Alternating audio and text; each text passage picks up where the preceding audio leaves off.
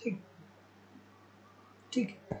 तो नमस्कार दोस्तों, स्वागत है आप सभी लोग का आपके अपने YouTube channel live study Allahabad पर। तो दोस्तों, जैसा कि आपको पता है, प्रत्येक दिन शाम को 7 बजे से हम लोग इकोनॉमिक्स के प्रीवियस ईयर क्वेश्चन पेपर को देखते हैं, जो कि अलग अलग परीक्षाओं से संबंधित है।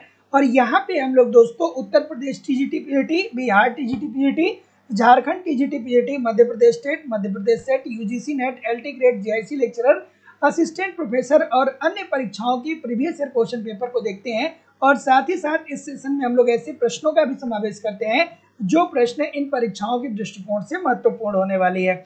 वही इकोनॉमिक्स की हमारी दूसरी क्लास आपको लाइव स्टडी इलाहाबाद के मोबाइल एप्लीकेशन पे देखने को मिलती है, जहां पे हम लोग इकोनॉमिक्स के कंप्लीट कॉन्सेप्ट को सिंपल, सटीक और साधारण भाषा में पढ़ते हैं, जहां पे आपके सिलेबस के अनुसार इकोनॉमिक्स के सारे कॉन्सेप्ट सिंपल, सटीक, साधारण भाषा में पढ़ाए जा रहे हैं। अलग अलग बैचेज हैं और अलग अलग बैचेज में आपको सारे कंटेंट आपके सिलेबस के अनुसार ही प्रोवाइड कराए जाते हैं। तो प्रत्येक बैच में आपको आपके सिलेबस के अनुसार इकोनॉमिक्स के सभी कॉन्सेप्ट सिंपल, सटीक, साधारण भाषा में पढ़ाए जाते हैं। इसकी लाइव क्लास होती है। इनकेस अगर जो लाइव क्लास में आप नहीं जुड़ पाते हैं तो बाद में आपको रिकॉर्डेड क्लास भी मिल जाएगा, ताकि अपने समय के अनुसार क्लास को आप देख सकते हैं। साथ ही साथ कंप्लीट आपको नोट्स भी दिया जा रहा है, ताकि आप एक तरफ कॉन्सेप्ट को पढ़ते रहिए और दूसरे तरफ नोट्स के माध्यम से अपना रिवीजन करते रहिए। इसके अतिरिक्त आपको टेस्ट सीरीज दिया जा रहा है। टेस्ट सीरीज बहुत महत्वपूर्ण होता है। जब आप टेस्ट देते हैं तो इस बात को समझ पाते हैं कि किस लेवल की तैयारी आपको करनी है और कहाँ पे आप गलतियां कर रहे हैं। क्या भारतीय अर्थव्यवस्था के प्रश्न गलत हो रहे हैं, मुद्रा एवं बैंकिंग के प्रश्न गलत हो रहे हैं, अंतर्राष्ट्रीय व्यापार, समष्टि अर्थशास्त्र, व्यष्टि अर्थशास्त्र, सांख्यिकी, जहाँ की भी प्रश्न गलत होते हैं उनके कॉन्सेप्ट को आप पढ़िए और फिर अगला टेस्ट दीजिए। और अगले टेस्ट में पुराना टॉपिक आपका गलत नहीं होना चाहिए। साथ ही साथ इससे क्या होगा, आपकी एक्यूरेसी बेहतर होगी। साथ ही साथ आपको यहाँ पे प्रीवियस ईयर के क्वेश्चन पेपर भी दिए जा रहे हैं, जिससे आपको ये बात समझ में आए कि किस लेवल की आपको तैयारी करनी है। और डायरेक्टली बहुत सारे क्वेश्चन प्रीवियस ईयर से पूछ लिए जाते हैं। इसके अतिरिक्त आपको करंट की भी क्लासेस यहाँ पे करवाई जाती हैं। इसमें सब कुछ कवर कराना हमारी जिम्मेदारी है। एक रणनीति के माध्यम से, एक सही प्लानिंग के माध्यम से आपको सारा कंटेंट यहाँ पे प्रोवाइड किया जा रहा है। और आपको आपके कोर्स की जो वैलिडिटी होगी वो लाइफ टाइम होगी। अगर जो आप एक बार एडमिशन लेते हैं तो आप हमारे साथ तब तक बने रहेंगे जब तक आपका सिलेक्शन नहीं हो जाता है। जब भी कोई नई वैकेंसी आती है, उसके लिए जब भी कोई नया बैच प्रारंभ होता है, आपको ऑटोमेटिक नए बैच में ऐड कर दिया जाएगा। अलग से आपको फीस पेमेंट करने की जरूरत नहीं होगी। अगर जो एडमिशन की फीस की बात करें तो एडमिशन की फीस जो है वो लाइफ टाइम की वैलिडिटी के साथ केवल और केवल 2000 रुपये। तो सिंपली आपको अपनी फीस इस नंबर पे पेमेंट करनी होगी। गूगल पे, फोन पे या पेटीएम के माध्यम से आप अपनी फीस पेमेंट कर सकते हैं और इसका स्क्रीनशॉट आपको इसी व्हाट्सएप नंबर पे सेंड कर देना होगा, या किसी भी इंक्वायरी के लिए इस नंबर पे कॉल या व्हाट्सएप मैसेज कर सकते हैं। आप डिस्क्रिप्शन बॉक्स में जाइए, वहाँ पे एप्लीकेशन का लिंक दिया गया है। एप्लीकेशन को डाउनलोड करके डायरेक्ट भी कोर्स को परचेज कर सकते हैं। किसी भी इंक्वायरी के लिए नीचे दिए गए नंबर पे कॉल या व्हाट्सएप मैसेज कर सकते हैं। सभी बैचेज उपलब्ध हैं। उत्तर Pradesh TGT PGT, Bihar TGT PGT, UGC net, Jharkhand TGT PGT, Uttarakhand lecturer, Uttarakhand LT, Jharkhand, सारे बैचेज आपको देखने को मिल जाएंगे। मध्य प्रदेश सेट की भी क्लासेस आपको देखने को मिल जाएगी। Good evening everybody. थोड़ी सी आज की क्लास जो है वो ऑलरेडी लेट हो चुकी है, बट कोई दिक्कत नहीं है। हम लोग आज अपने सेशन की शुरुआत करेंगे और आज के सेशन की शुरुआत एक छोटे से और आसान से प्रश्न से हम लोग करेंगे। ठीक है, क्या उत्तर आ रहा है कि उपभोक्ता की बचत की अवधारणा सर्वप्रथम किसने दिया था? ठीक है, तो उपभोक्ता की बचत की अवधारणा सर्वप्रथम किसने दिया था? क्या उत्तर आ रहा है भाई? बिल्कुल ठीक है, बिल्कुल ठीक है, बिल्कुल ठीक है। तो उपभोक्ता की बचत, देखिए दो प्रकार से प्रश्न पूछा जाता है कि उपभोक्ता का, सबसे पहले तो आपको ये पता होना चाहिए कि उपभोक्ता का बचत क्या होता है। अभी मैं बता रहा हूँ, लेकिन पहले आप देख लीजिए कि उपभोक्ता की बचत की अवधारणा जो सर्वप्रथम प्रस्तुत किया गया था वो प्रस्तुत किया गया था ड्यूपिट के द्वारा। ठीक है, ड्यूपिट के द्वारा। लेकिन उपभोक्ता के बचत के अवधारणा को विकसित करने का जो श्रेय जाता है, जो विकसित करने का श्रेय जाता है वो किसको जाता है? वो जाता है मार्शल साहब को। तो दोस्तों प्रश्न पूछा जाता है कि उपभोक्ता की बचत की अवधारणा सर्वप्रथम किसने दिया? तो जो सर्वप्रथम उपभोक्ता की बचत की अवधारणा दिया वो ड्यूपिट ने दिया। लेकिन उपभोक्ता की बचत की अवधारणा को विकसित करने का श्रेय जो जाता है वो किसको जाता है? मार्शल साहब को जाता है। ठीक है, और उपभोक्ता का बचत होता क्या है? तो मैं अगर जो बिल्कुल आसान भाषा में आपको बताऊं तो उपभोक्ता का बचत का मतलब यह है कि किसी वस्तु को किसी वस्तु के लिए जो मूल्य आप देने को तैयार होते हैं और वास्तविक रूप में जो मूल्य देते हैं उसी के बीच का अंतर ही उपभोक्ता की बचत कहलाता है। जैसे हम आपसे ये कहें कि आप एयर कंडीशन खरीदने, एसी खरीदने आप मार्केट जा रहे हैं, तो आपने ये सोचा कि चलिए भैया 40,000 रुपए में एलजी का 1 टन का या 1.5 टन का एसी हमें बढ़िया मिल जाएगा। तो ऐसी स्थिति में 40,000 रुपए आप अपने जेब में लेकर के जाते हैं, लेकिन जब वहां पे एलजी के शोरूम में पहुंचते हैं तो आपको ये पता चलता है कि अब यहाँ पे क्या हो गया कि केवल 38,000 रुपए में हमको हमारे रिक्वायरमेंट की एयर कंडीशन मिल जा रही है, ठीक है, क्योंकि ऑफर चल रहा है। तो ऐसी स्थिति में अब आप कितना आपका बचत हो जाएगा, 2,000 रुपए का आपका क्या हो जाएगा दोस्तों, बचत हो जाएगा। तो उपभोक्ता की बचत का मतलब क्या है कि एक क्रेता या एक उपभोक्ता जो किसी वस्तु को खरीदने के लिए जो मूल्य देने को तैयार होता है और वास्तविक रूप से जो मूल्य देता है उसी के बीच का अंतर ही उपभोक्ता का बचत कहलाता है, ठीक है। तो इस आज के बाद कभी भी उपभोक्ता की बचत से संबंधित कोई भी प्रश्न आपका गलत नहीं होना चाहिए। चलिए अगला प्रश्न आपके सामने ये रहा, थोड़ा आराम से इस प्रश्न का उत्तर करिए और सभी लोग वीडियो को एक बार वीडियो को लाइक और शेयर जरूर कर दिया करिए। सारे लोग क्लास देखते हैं फिर भी लाइक और शेयर की संख्या बहुत कम होती है। सभी लोगों से निवेदन है कि वीडियो को एक बार लाइक और शेयर कर दीजिए। देखिए इतने सारे लोग क्लास देख रहे हैं फिर भी लाइक और शेयर की संख्या काफी कम है। चलिए क्या उत्तर आ रहा है भाई, बिल्कुल ठीक है कि उपभोक्ता अतिरेक संभावित कीमत तथा वास्तविक कीमत के बीच का अंतर होता है। क्या ये बात सही है? और अगर जो ये बात सही है तो कीमत और उपभोक्ता अतिरेक के बीच संबंध प्रतिलोम होता है। सभी लोग एक ही बात बोल रहे हैं, सभी लोग एक ही बात बोल रहे हैं। तो दोस्तों याद रखिएगा कि उपभोक्ता के अतिरेक या उपभोक्ता की बचत की अवधारणा सर्वप्रथम किसने दिया? ड्यूपिट ने दिया। उपभोक्ता के अतिरेक अर्थात उपभोक्ता के बचत को की अवधारणा को विकसित करने का श्रेय किसको जाता है? वो जाता है मार्शल को। और उपभोक्ता का बचत क्या होता है? तो संभावित कीमत तथा वास्तविक कीमत के बीच का अंतर होता है। अभी मैंने कुछ देर पहले आपको बताया था कि जैसे आप मान लीजिए कि आप 40,000 रुपए लेकर के मार्केट जा रहे हैं और आपको एसी खरीदना है। आप मार्केट में गए, आपको पता चला कि 38,000 रुपए में ही एसी मिल जा रहा है, एयर कंडीशन मिल जा रहा है, तो 2,000 रुपए की आपकी क्या हो जाती है? बचत हो जाती है, ठीक है। तो संभावित कीमत, आपने संभावना कितना लगाया? आपने संभावना की लगाया कि 40,000 रुपए में अच्छा एसी मिल जाएगा 1.5 टन का, ठीक है। लेकिन वास्तविक कीमत मतलब वास्तविक रूप से एयर कंडीशन को जब आप परचेज किए तो कितना दिए? 38,000 रुपए। तो आपकी जो बचत हो जाएगी वो 2,000 रुपए की हो जाएगी, ठीक है। अब देखिए कीमत और उपभोक्ता अतिरेक के बीच संबंध प्रतिलोम होता है, ठीक है। तो दोस्तों जाहिर सी बात है जब वस्तु की कीमत ज्यादा होगी तो जाहिर सी बात है कि जो आपकी बचत होगी अर्थात जो सेविंग होगा वो कम होगा, या जब वस्तु की कीमत कम होगी तो आपकी जो बचत होगी वो क्या होगी दोस्तों? ज्यादा हो जाएगी। जैसे मान लीजिए कि एक कंडीशन हमने यहाँ पे बताया, दूसरा कंडीशन हम आपसे ये कह दें कि अगर जो 40,000 रुपए आप लेकर के जाते हैं और आपको क्या मिलता है? आपको 35,000 रुपए में ही एयर कंडीशन मिल जाता है, तो फिर आपकी जो बचत हो जाएगी वो कितने की हो जाएगी? 5,000 रुपए की हो जाएगी। तो कीमत और उपभोक्ता अतिरेक के बीच क्या पाया जाता है? प्रतिलोम संबंध भी पाया जाता है। तो जितने लोग भी ऑप्शन नंबर ए बोल रहे हैं कि देखिए सर ए और आर दोनों सही हैं और आर ए की सही व्याख्या कर रहा है, सभी लोग का उत्तर यहाँ पे एब्सोल्युटली 100% ठीक होने वाला है। अगला प्रश्न कि अति अल्पकालीन बाजार वह बाजार होता है जिसमें पूर्ति वक्र, अब ध्यान से समझिएगा, हवा में चलेंगे तो फिर काम गड़बड़ हो जाएगा, ठीक है। देखिए कि अति अल्पकालीन बाजार वक्र वह होता है जिसमें बाजार पूर्ति वक्र की बात कर रहा है, ठीक है, पूर्ति की बात कर रहा है, ठीक है। एक होता है मांग और दूसरा होता है पूर्ति। अगर जो आप लोग मुझे एक अच्छा सा उदाहरण बता देंगे इस प्रश्न का तो मुझे बहुत अच्छा लगेगा, ठीक है। उदाहरण बताइए, इस प्रकार के बाजार का एक उदाहरण आप सभी लोग कमेंट करके मुझे बताइए कि अति अल्पकालीन बाजार। अति अल्पकालीन बाजार का मतलब ये होता है कि जो उत्पादक है ना, ठीक है, या जो वस्तुओं को बेच रहा है उसके पास इतना समय अब नहीं है कि वो पूर्ति को बढ़ा सके। एक बार मार्केट में उसने जितना वस्तु को रख दिया उतना ही वो मार्केट में बेच सकता है। वो चाहे कि 1 घंटे में 2 घंटे में उत्पादन के साधनों को परिवर्तित करके उत्पादन को बढ़ाया जा सके तो वो नहीं बढ़ा पाएगा। ठीक है, तो क्या उत्तर आ रहा है? तो देखिए दोस्तों, इसका जो सबसे बेहतरीन और जबरदस्त उदाहरण होगा वो होगा मछली की मंडी। ठीक है, मछली की मंडी।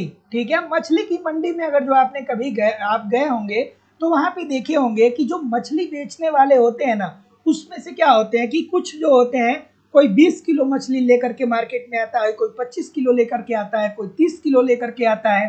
ठीक है, लेकिन मान लीजिए कि अगर जो मौसम बेहतर हो जाता है, बारिश होने लगती है, तो जो मछली खाने वाले लोग हैं उनको लगेगा कि भैया चलो मछली आज बनाते हैं, बढ़िया बारिश का मौसम है। तो ऐसी स्थिति में क्या होगा कि अब एक ही शाम को, जैसे मान लीजिए कि आज एक दिन है, आज बढ़िया खूबसूरत सा मौसम बन गया और आपको ये मन किया कि चलो भैया मछली खरीद लेते हैं, तो आप गए मछली खरीदने। तो जब आप मछली खरीदने गए तो आपको ये पता चला कि आपके जैसे तो हजारों लोग पहले भी आए थे और मछली की आज शॉर्टेज पड़ गई। मतलब जितने भी मछली विक्रेता थे, अर्थात जो मछली की पूर्ति कर रहे थे, उन्होंने अपनी ऑलरेडी मछली को बेच दिया है। क्यों बेच दिया है? क्योंकि उसकी डिमांड बढ़ गई है। लेकिन डिमांड बढ़ गई है, लेकिन इसकी पूर्ति नहीं बढ़ाई जा सकती है। मांग बढ़ सकती है लेकिन इसकी पूर्ति नहीं बढ़ाई जा सकती है, क्योंकि जो मछली बेच रहा है वो क्या करेगा, वो फिर जाएगा तालाब में, जाएगा मछली को पकड़ेगा, लेकर के आएगा, तब ना बेचेगा। तब तक तो पता चले कि बाजार का समय ही खत्म हो जाएगा, रात हो जाएगा। ठीक है, तो पूर्णतः बेलोचदार हो। तो जितने लोग भी ऑप्शन नंबर क्या बोल रहे हैं, जितने लोग भी ऑप्शन नंबर सी बोल रहे हैं, बिल्कुल ठीक हो जाएगा कि अति अल्पकालीन बाजार वह होता है जिसमें बाजार पूर्तिया बेलोचदार होता है। अर्थात अति अल्पकालीन बाजार की स्थिति के अंतर्गत जो विक्रेता होता है उसके पास इतना समय नहीं होता है कि वो अपनी पूर्ति को बढ़ा पाए। ठीक है, अगला देयाधिकार विशेष दशा है। ठीक है, बीच बीच में मैं आसान से प्रश्न को भी लेकर के आता हूँ। ठीक है, और देखिए बहुत सारे क्वेश्चन एग्जाम में ऐसे होते हैं ना जो देखने में बहुत आसान लगते हैं लेकिन गलतियां बहुत सारी होती हैं। उसमें से एक प्रश्न ये है, उसी में से एक प्रश्न ये भी है। ठीक है, क्या उत्तर होगा? नहीं, प्राइस नहीं बढ़ा सकता है, प्राइस वो बढ़ा ही नहीं सकता है, क्योंकि सबको पता है कि मछली की प्रचलित कीमत क्या है। एक ही विक्रेता वो थोड़ी होगा, बहुत सारे विक्रेता वहां पे होंगे ना। मंडी में तो एक ही विक्रेता थोड़ी होगा कि वो प्राइस बढ़ा करके बेच देगा, बहुत सारे होते हैं। चलिए, तो देयाधिकार विशेष दशा क्या होती है? तो जैसा कि मैं देख पा रहा हूं, बिल्कुल ठीक है, बिल्कुल ठीक है, बिल्कुल ठीक है, बिल्कुल ठीक है, सी बोल रहे हैं क्या सर सभी लोग कि देयाधिकार विशेष दशा होती है। तो अब आपको यहाँ पे क्या याद आना चाहिए कि अल्पाधिकार। तो देखिए सर, अल्पाधिकार बाजार की एक ऐसी स्थिति होती है जिसमें दो या दो से ज्यादा फर्में विद्यमान होती हैं, या जिसमें 10 से कम फर्में विद्यमान होती हैं, या जिसमें थोड़ी फर्में विद्यमान होती हैं, या जिसमें कुछ फर्में विद्यमान होती है। तो जहां पर भी इन टर्म का इस्तेमाल करता है वो अल्पाधिकार बाजार का उदाहरण है। और चूंकि देयाधिकार के अंतर्गत क्या होता है दोस्तों, दो फर्में होती हैं, तो इसलिए देयाधिकार को ही अल्पाधिकार का भी हम क्या कर सकते हैं, एक विशेष अवस्था कर सकते हैं। अल्पाधिकार की एक विशेष अवस्था और होती है, आप कमेंट करके बताइएगा कि कौन होता है, सभी लोग कमेंट करके बताइएगा। ठीक है, अगला कि बाजार की वह कौन सी दशा है जिसमें फर्म ही उद्योग होता है। ठीक है, अब देखिए बहुत सारे लोग को समझ में नहीं आता है कि फर्म क्या होता है और उद्योग क्या होता है। ठीक है, तो जैसे मान लीजिए जो पार्ले जी बना रही है कंपनी, पार्ले जी जो बेच रही है कंपनी, जो पार्ले जी की कंपनी है वो क्या है, एक तरीके से फर्म है। ठीक है, पार्ले जी। ठीक है, पार्ले जी की अगर जो बात करें तो ये एक फर्म है। लेकिन उद्योग क्या होता है? उद्योग जो होता है वो फर्मों का संगठन होता है। जैसे अब उद्योग में हम कहेंगे कि बिस्किट उद्योग। ठीक है, बिस्किट उद्योग, बिस्किट उद्योग। ठीक है, तो ये तो फर्म हो गया, पार्ले जी की कोई कंपनी जो है ये तो एक फर्म हो गई। लेकिन अगर जो बिस्किट उद्योग की बात करेंगे तो इसमें एक फर्म पार्ले जी भी होगी, एक फर्म पतंजलि का भी होगा, एक ब्रिटानिया का भी फर्म होगा, इसमें एक फर्म मैरीगोल्ड का भी होगा। ठीक है, और भी बहुत सारी बिस्किट की कंपनियां आती है ना। तो जितने लोग भी ऑप्शन नंबर क्या बोल रहे हैं, एकाधिकार, सभी लोग का उत्तर ठीक हो जाएगा। तो बाजार की वह कौन सी दशा, बाजार की वह कौन सी दशा होती है जिसमें फर्म ही उद्योग होता है या उद्योग ही फर्म होता है। तो देखिए दोस्तों, एकाधिकारी बाजार की स्थिति में क्या होता है कि उस बाजार में किसी वस्तु का अकेला विक्रेता होता है और वो जिस वस्तु को बाजार में बेच रहा है उस प्रकार की समरूप वस्तु का उत्पादन अन्य कोई भी फर्म नहीं कर रहा है। मतलब वो एक ऐसी वस्तु को बेच रहा है जो अन्य किसी के द्वारा उत्पादित नहीं की जा सकती है। जैसे हम कहें आपसे कि ट्रेन हो गया, ठीक है, तो ट्रेन क्या है, जैसे रेलवे क्या है, रेलवे में टिकट आप खरीदेंगे तो भारतीय रेलवे से खरीदेंगे और कोई आपको नहीं टिकट बेच सकता है, ठीक है। उसके बाद अगर जो आप चाहें कि ट्रेन खरीद लें तो आप ट्रेन खरीद नहीं पाएंगे, ठीक है, क्योंकि इसका एकाधिकार किसके पास है, सरकार के पास है, ठीक है। तो एकाधिकारी के अंतर्गत एक अकेला विक्रेता होता है और इसी को ही उद्योग बोलते हैं या इसी को ही फर्म बोलते हैं। तो जितने लोग भी सी बोल रहे हैं ठीक बोल रहे हैं। अगला कि बाजार जिसमें एक खरीदार एवं अनेक विक्रेता होते हैं कहलाता है। बाजार की एक ऐसी स्थिति जहां पर, अब देखिए ध्यान से इन प्रश्नों को करिएगा क्योंकि गलतियां होती हैं एग्जाम में। बहुत धुरंधर स्टूडेंट क्या करते हैं, धाराशाही हो जाते हैं ऐसे प्रश्नों को करके, क्योंकि एक्स्ट्रा कॉन्फिडेंस में आकर के जल्दी प्रश्न को वो ठीक करने का प्रयास करते हैं, ठीक है। तो आराम से करिए सर इस प्रश्न का उत्तर। क्या उत्तर आ रहा है सभी लोग एक बार लाइक और शेयर कर दीजिए। बिल्कुल ठीक है, बिल्कुल ठीक है, बिल्कुल ठीक है, बिल्कुल ठीक है, ठीक ठीक। क्या उत्तर आ रहा है सर,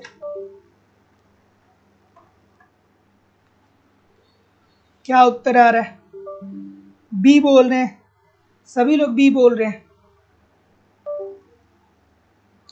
कुछ सी भी बता रहे हैं, कुछ बी बता रहे हैं, कुछ सी बता रहे हैं।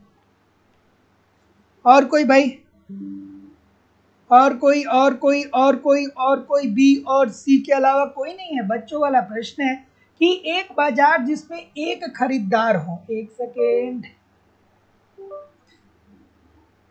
बाजार जिसमें एक खरीदार हो, खरीदने वाला एक हो और बेचने वाले बहुत सारे हो, तो ये तो क्रेता अधिकार हो जाएगा ना, कि एक क्रेता है वो जिससे भी चाहेगा वस्तु को जाकर के परचेज कर लेगा, ठीक है।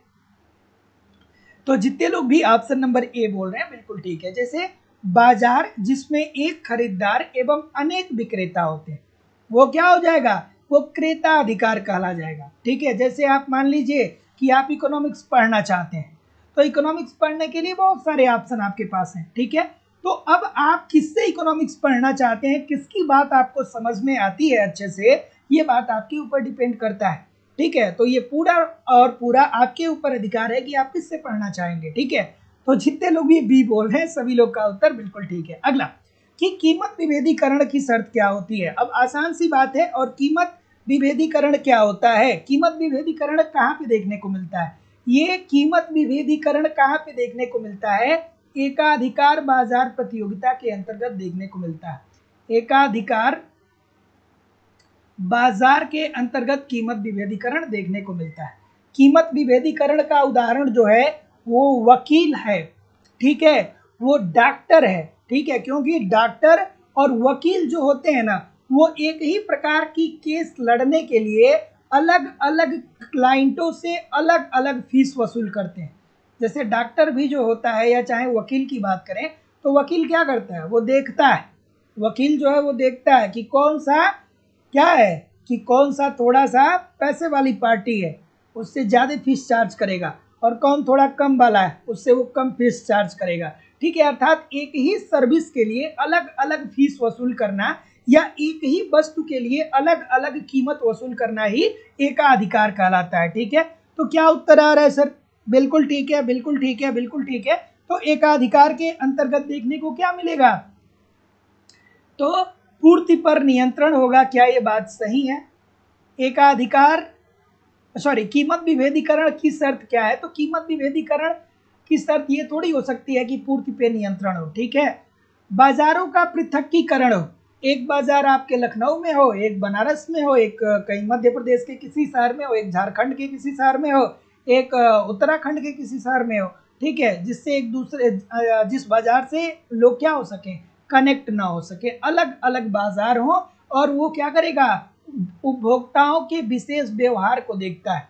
अर्थात जहाँ पे उसके प्रोडक्ट, जिस बाजार में उसके प्रोडक्ट की मांग ज़्यादा होती है वहां पे वो क्या करता है कि ज्यादा कीमत पर अपने प्रोडक्ट को बेचता है, और जहां पे कम होता है वहां पे कम कीमत पे उस प्रोडक्ट को बेचता है। ठीक है, और कानूनी स्वीकृति भी लेनी दोस्तों क्या होती है, जरूरी होती है, क्योंकि कीमत विभेदीकरण बहुत हद तक गैर कानूनी भी है। तो जितने लोग भी ऑप्शन नंबर क्या बोल रहे हैं, सी बोल रहे हैं, सभी लोग का उत्तर ठीक हो जाएगा। अब एक बात और ध्यान में रखिएगा कि अगर जो ऑप्शन में देखिए सी भी वही उत्तर है और डी भी वही उत्तर है, तो अगर जो इन केस एग्जामिनेशन हाल में आप ऐसी कंडीशन प्राप्त करते हैं तो आप ऑप्शन नंबर सी की तरफ ही जाइएगा, क्योंकि जो पहले वाला उत्तर होता है उसी को आयोग के द्वारा राइट माना जाता है। अगला है कि ए आर का मान अगर जो 15 है और एम आर का मान 5 है तो मांग की कीमत लोच क्या होगी।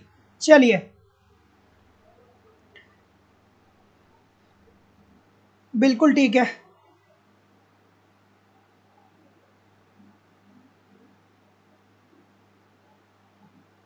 क्या मैंने उपभोक्ता बोल दिया था क्या? विक्रेता बोलना चाहिए था, हो सकता है मैंने उपभोक्ता बोल दिया हो। ठीक है, तो करेक्ट कर लीजिएगा, करेक्ट कर लीजिएगा।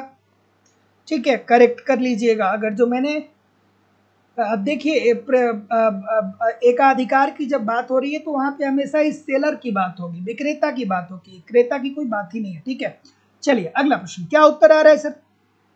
ऑप्शन नंबर, बिल्कुल ठीक है, बिल्कुल ठीक है, बिल्कुल ठीक है। पारस कुमार जी, ब्यूटी जी, अक्षय गौरी जी, बिल्कुल ठीक है।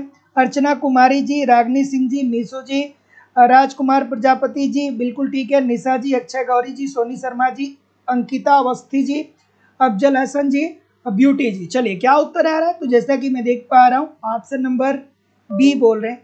बफरिंग तो नहीं हो रहा है आप लोगों को? थोड़ा सा एक सेकंड बताइएगा, क्योंकि थोड़ी बहुत समस्या मेरे एंड पे क्रिएट हो रही है। सब कुछ क्लियर है ना? ऑडियो वीडियो सब क्लियर आ रहा है ना? आपको कोई दिक्कत तो नहीं है? कोई दिक्कत परेशानी किसी को? ठीक ठीक ठीक ठीक ठीक ठीक ठीक है। तो मांग की कीमत लोच का फॉर्मूला क्या होता है? तो मांग की कीमत लोच का फॉर्मूला आप लोगों में से 2-4 लोग कमेंट करके बता भी रहे हैं। ठीक है, ठीक। तो यदि A R is equal to 15 है, एम आर का मान अगर जो 5 है, तो मांग की कीमत लोच क्या होगी? तो मांग की कीमत लोच इज इक्वल टू क्या होती है? A R upon A R minus M are.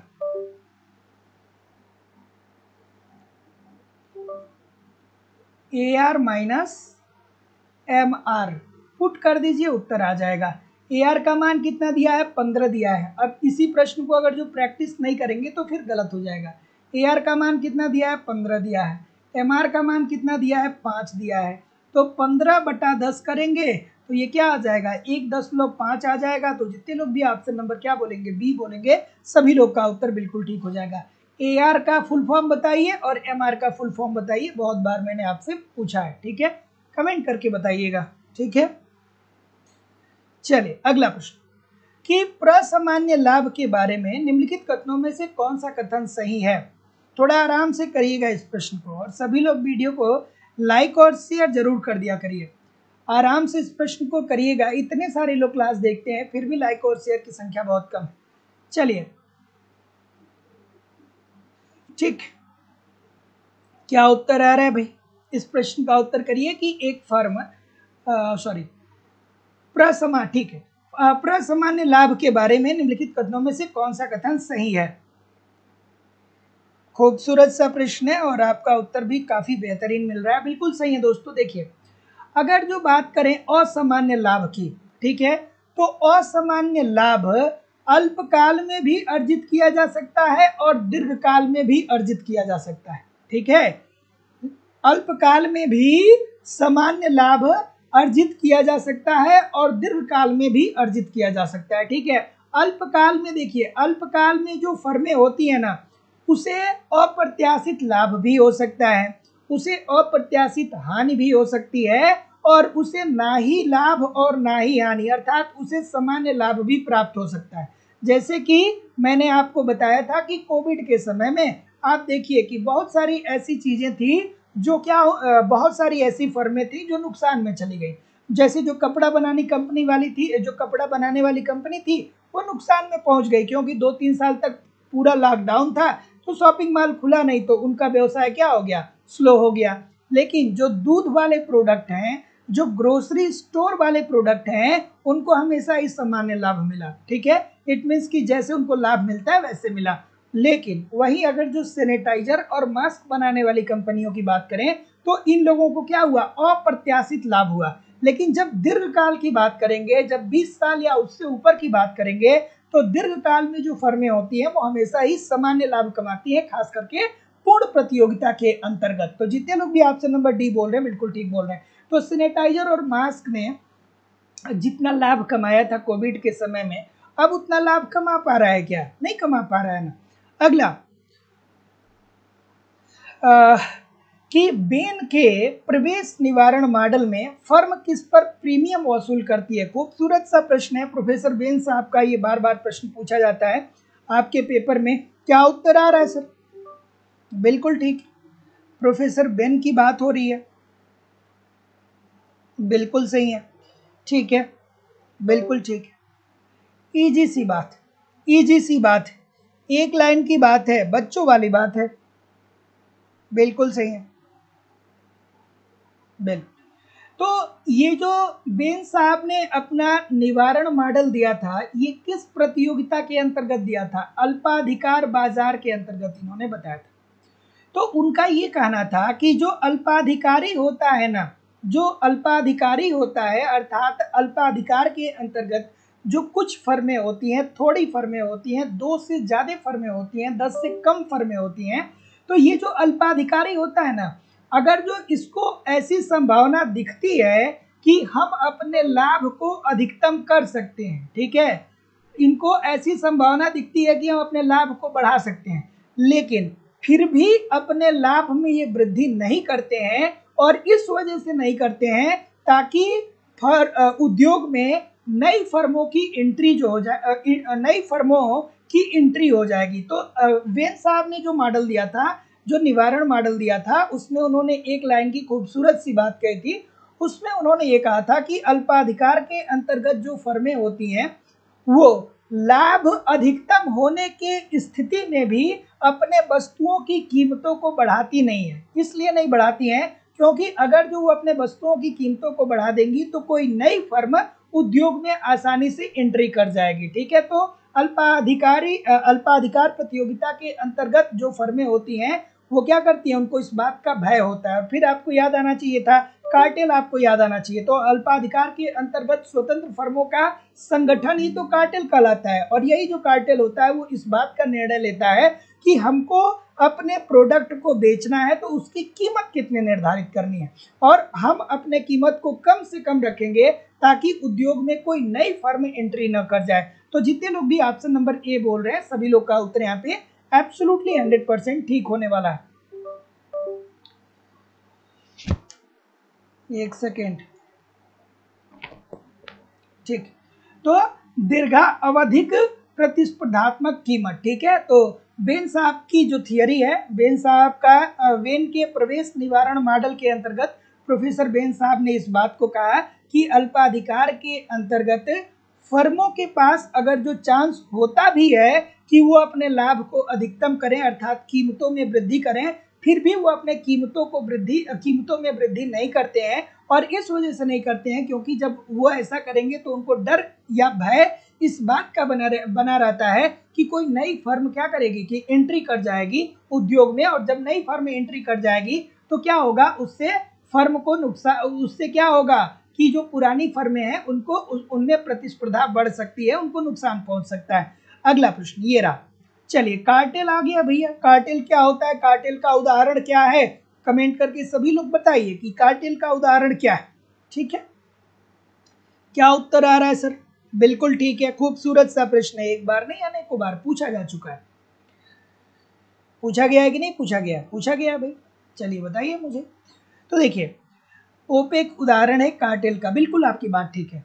तेल निर्यातक कंपनी, जो तेल निर्यातक कंपनी है जिसे हम ओपेक बोलते हैं, वो क्या है, कई फर्मों का संगठन है, और वो कई फर्मों का संगठन मिल करके इस बात का निर्धारण करता है कि हम अंतर्राष्ट्रीय बाजार में जो हमारा पेट्रोल है उसको किस कीमत पे हम बेचें ताकि हम सभी लोगों का लाभ अधिकतम हो जाए। ठीक है, तो कार्टेल जो देखने को मिलता है वो अल्पाधिकार के अंतर्गत देखने को मिलता है। और चूंकि अल्पाधिकार में 2 से ज्यादा फर्में होती हैं, 10 से कम फर्में होती हैं, थोड़ी फर्में होती हैं, कुछ फर्में होती हैं, मैं बार बार आपसे कहता हूं कि जब भी बाजार आए तो पूर्ण प्रतियोगिता की प्रॉपर्टीज क्या होती है, माइंड में रटा होना चाहिए कि पूर्ण प्रतियोगिता के अंतर्गत बहुत सारे क्रेता, बहुत सारे विक्रेता होते हैं, बाजार का ज्ञान सभी को होता है, समरूप वस्तुओं का उत्पादन होता है।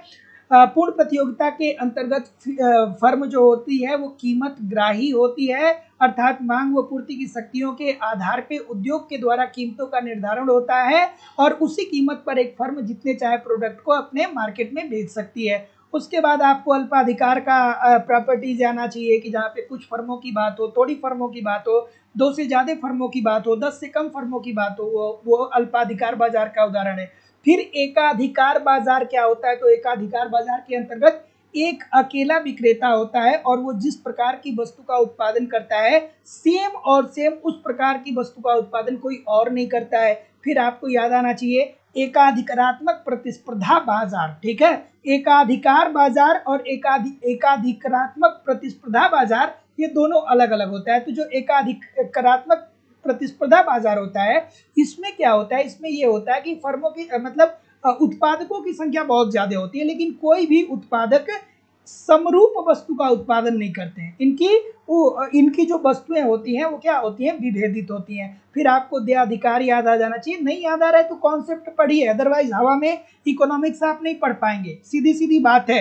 अगर जो आपको ये सारी चीजें आपके दिमाग में नहीं घूम रही है, नहीं याद है, आपने अभी तक ठीक तरीके से इनको नहीं पढ़ा है, तो इसको ठीक तरीके से पढ़िए, कॉन्सेप्ट इसको पढ़िए, कॉन्सेप्ट पढ़िए, क्योंकि बिना कॉन्सेप्ट पढ़े आपको लगता है कि हवा में चीजें सब कुछ ठीक हो जाएंगी, तो देखिए आप मेहनत करते भी रह जाएंगे, लेकिन अगर जो आप सुचारू रूप से ठीक तरीके से मेहनत नहीं करेंगे तो चीजें हो जाएंगी गड़बड़, ठीक है। मेहनत करने के बावजूद भी असफलताएं मिल जाती हैं, ठीक है। तो इसलिए कॉन्सेप्ट पढ़ते रहिए, कॉन्सेप्ट पढ़ते रहिए, कम से कम ये सारी चीजें आपके दिमाग में घूमनी चाहिए भैया, है ना। तो चलिए कार्टेल को देखते हैं। तो कार्टेल अल्पाधिकार के अंतर्गत देखने को मिलता है और अल्पाधिकार के अंतर्गत जो थोड़ी फर्में होती हैं, थोड़ी फर्में होती हैं, कुछ फर्में होती हैं, सभी फर्में आपस में मिलकर के कार्टेल का निर्माण करती हैं और यही कार्टेल निर्धारित करता है कि हमें अपने प्रोडक्ट को मार्केट में कितने रुपए में बेचना है, ठीक है। तो चलिए देखते हैं। कार्टेल के लिए सही ये है कि ये फर्म को के अपने लाभ को अधिकतम करने का लक्ष्य रखता है, नहीं भैया सबका लाभ अधिकतम हो। यह उद्योग जिसका प्रतिनिधित्व कार्टेल करता है में कुल उत्पादन के बारे में निर्णय लिया जाता है। हमारा उत्पादन क्या होगा और साथ ही साथ में हम कितने रुपए में वस्तुओं को बेचेंगे, मतलब प्राइस क्या होगी, इसका निर्धारण होता है। यह कीमत निर्धारित नहीं करता है, नहीं भैया कीमत निर्धारित करता है, तो ये तो बात गलत हो जाएगी। तो जितने लोग भी सी बोल रहे हैं सभी लोग का उत्तर यहाँ पे बिल्कुल ठीक हो जाएगा। अगला कि परिसीमन कीमत का तात्पर्य क्या होता है, खूबसूरत सा प्रश्न है। परिसीमन कीमत क्या होता है, चलिए भाई बताइए, पारस कुमार जी बताइए, राजकुमार प्रजापति जी, तस्नीम जी, संध्या पांडे जी, एफ स्क्वायर ठीक है, भगवंती जी ठीक है, ब्यूटी जी, मालती सोलंकी जी बिल्कुल सही है, प्रभात सिंह जी, संध्या पांडे जी ठीक है, राजकुमार प्रजापति जी। कितना तेजी से आप लोग का उत्तर आता है कि मैं नाम भी सबका पढ़ नहीं पाता हूँ, लेकिन फिर भी आप सभी लोगों से निवेदन है कि वीडियो को लाइक और शेयर जरूर कर दिया करिए। इतने सारे लोग क्लास देखते हैं फिर भी लाइक और शेयर की संख्या बहुत कम है। सभी लोगों से निवेदन है कि वीडियो को लाइक और शेयर जरूर कर दिया करिए। तो देखिए दोस्तों, एक लाइन की बात है कि परिसीमन कीमत क्या होती है। बिल्कुल ठीक है, बिल्कुल ठीक है, बिल्कुल ठीक है। तो परिसीमन कीमत का मतलब ये होता है कि ऐसी वह कीमत जो नई फर्मों का प्रवेश रोके, ठीक है। इसको भी हम अल्पाधिकार के ही संदर्भ में देख सकते हैं। तो अल्पाधिकार के अंतर्गत आप देख सकते हैं, या इसे पूर्ण प्रतियोगिता के अंतर्गत भी देखा जा सकता है। और पूर्ण प्रतियोगिता में भी क्या होता है कि मांग व पूर्ति की शक्तियों के आधार पर कीमतों को निर्धारित किया जाता है और ये कीमत अपने न्यूनतम बिंदु पे होते हैं। और इसी तरीके से अल्पाधिकार के अंतर्गत भी जो कार्टेल होता है वो अपने कीमतों का निर्धारण इस तरीके से करता है कि कोई नई फर्म की एंट्री उद्योग में न हो जाए।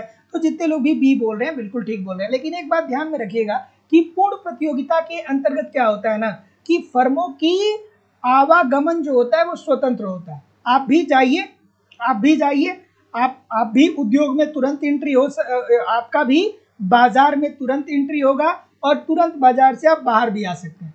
जैसे पूर्ण प्रतियोगिता का उदाहरण गेहूं की मंडी है, तो जाइए गेहूं की मंडी में, अगर जो आपको लगता है कि गेहूं बहुत बेच के पैसा कमाया जा सकता है तो जाइए बेच के कमाइए, जब तक लगेगा कि किया जा सकता है करिए, नहीं तो बाहर चले आइए। तो पूर्ण प्रतियोगिता के अंतर्गत एक फर्म के पास या एक उत्पादक के पास इतना समय होता है और इतना आज़ादी उसे होती है कि वो उद्योग में आसानी से एंट्री भी कर सकता है और टाटा बाय बाय भी कर सकता है। ठीक है, चलिए अगला प्रश्न आपके सामने ये रहा कि हीनार्थ प्रबंध की आलोचना। हीनार्थ प्रबंध को एक और नाम से जाना जाता है, वो है घाटे की वित्त व्यवस्था। घाटे की वित्त व्यवस्था। अब घाटे की वित्त व्यवस्था का मतलब क्या होता है? घाटे की वित्त व्यवस्था का मतलब ये होता है कि सरकार अपनी आय से ज्यादा अर्थव्यवस्था में क्या कर रहा है? व्यय कर रहा है। ठीक है, व्यय कर रहा है। अब आप कहेंगे कि सर जी ऐसा कैसे हो सकता है कि सरकार अपनी आय से ज्यादा अर्थव्यवस्था में व्यय करे? तो देखिए, अगर जो व्यक्ति की बात करेंगे, आप हमारी और अपनी बात करेंगे, तो हम लोग पहले ये देखते हैं कि हमारी इनकम कितनी है महीने की, कि 50,000 है, कि 1 लाख है, कि 2,000 है, कि 5,000 है, कि 10,000 है। हम लोग अपनी इनकम को देखते हैं और अपनी आय देखने के पश्चात अपने व्यय को निर्धारित करते हैं कि भैया इतना पैसा महीने का हमारे पास आ रहा है तो हम इतना इतना यहाँ खर्च करेंगे। लेकिन सरकार के साथ ऐसा नहीं होता है।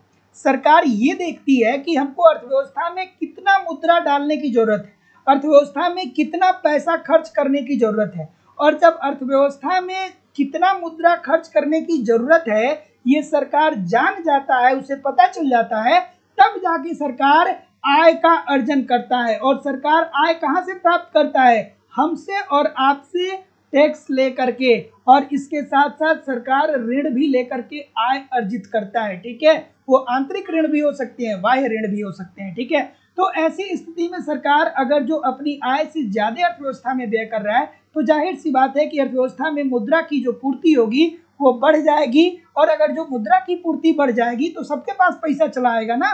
तो जब सबके पास पैसा चला आएगा तो सभी लोग मांग को बढ़ा देंगे। लेकिन मांग तो हम और आप बढ़ा सकते हैं, लेकिन अगर जो मांग के अनुसार अगर जो वस्तुओं की पूर्ति में वृद्धि नहीं होती है, अर्थात उत्पादन में वृद्धि नहीं होती है, तो किसी वस्तु की मांग अर्थव्यवस्था में बहुत ज्यादा होगी और उसकी पूर्ति कम होगी, तो जाहिर सी बात है कि वस्तुओं की कीमतें बढ़ जाएंगी। और जब वस्तु की कीमत बढ़ जाती है तो इसे ही हम कहते हैं कि भैया बड़ा महंगाई आ गई है अर्थव्यवस्था में। और जब बड़ा महंगाई आ जाता है ना, तो इसी महंगाई को अर्थव्यवस्था में कहते हैं मुद्रास्फीति। इसी महंगाई को अर्थशास्त्र में मुद्रास्फीति बोलते हैं। तो जितने लोग भी ऑप्शन नंबर डी बोल रहे हैं सभी लोग का उत्तर ठीक हो जाएगा। अगला, राजकोषीय नीति का संबंध है। और दोस्तों हमारी इकोनॉमिक्स की दूसरी क्लास आपको लाइव स्टडी इलाहाबाद के मोबाइल एप्लीकेशन पे देखने को मिलती है, जहां पे इकोनॉमिक्स के सभी कॉन्सेप्ट सिंपल, सटीक और साधारण भाषा में आपके सिलेबस के अनुसार पढ़ाए जा रहे हैं।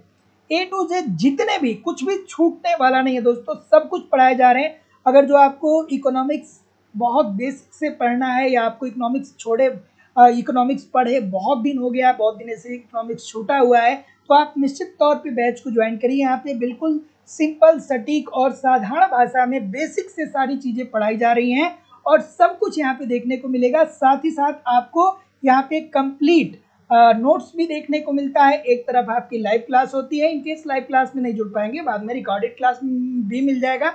साथ ही साथ आपको नोट्स भी मिलता है, ताकि आप एक तरफ कॉन्सेप्ट को देखते रहिए और दूसरी तरफ नोट्स के माध्यम से रिवीजन करते रहिए। इसके अतिरिक्त आपको यहाँ पे टेस्ट सीरीज भी दिया जा रहा है, ताकि आप टेस्ट दीजिए, अपना इवेल्युएशन करिए कि आपके एग्जाम में किस प्रकार के प्रश्न आते हैं और गलती कहाँ पे हो रही है। क्या भारतीय अर्थव्यवस्था के प्रश्न गलत हो रहे हैं या मुद्रा एवं बैंकिंग के प्रश्न गलत हो रहे हैं? जिस भी यूनिट से प्रश्न गलत हो रहे हैं उस यूनिट को पढ़िए, फिर अगला टेस्ट दीजिए, जिससे आपकी एक्यूरेसी बेहतर हो सके। साथ ही साथ प्रीवियस ईयर के क्वेश्चन पेपर भी आपको दिए जा रहे हैं, डायरेक्टली इनडायरेक्टली बहुत सारे क्वेश्चन प्रीवियस ईयर से पूछे जाते हैं। और दोस्तों करंट की भी क्लासेस आपको यहाँ पे करवाई जाती है। एडमिशन ओपन है, लाइफ टाइम की वैलिडिटी के साथ आपकी कोर्स की फीस जो है वो केवल और केवल 2,000 रुपये है, लाइफ टाइम की वैलिडिटी के साथ। इतने से आप वर्तमान परीक्षा के लिए अगर जो एडमिशन ले रहे हैं तो इन फ्यूचर में भी जब भी कोई नई वैकेंसी आती है, उसके लिए जब भी नया बैच प्रारंभ होगा, आपको ऑटोमेटिक बैच में ऐड कर दिया जाएगा, आपको अलग से फीस पेमेंट करने की जरूरत नहीं होगी।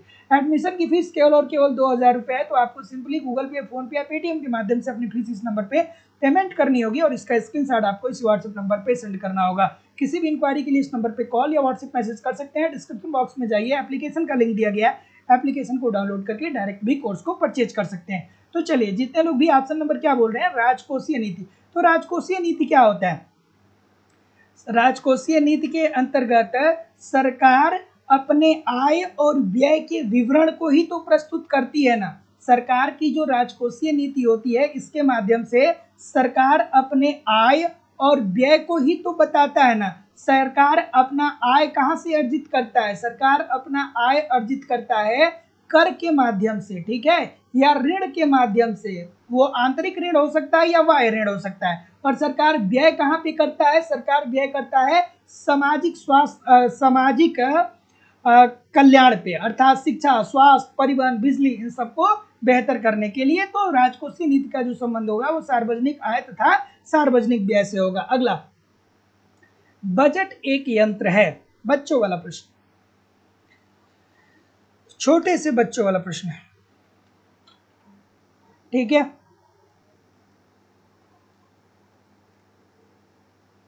ठीक है, अगला प्रश्न, चलिए क्या उत्तर आ रहा है?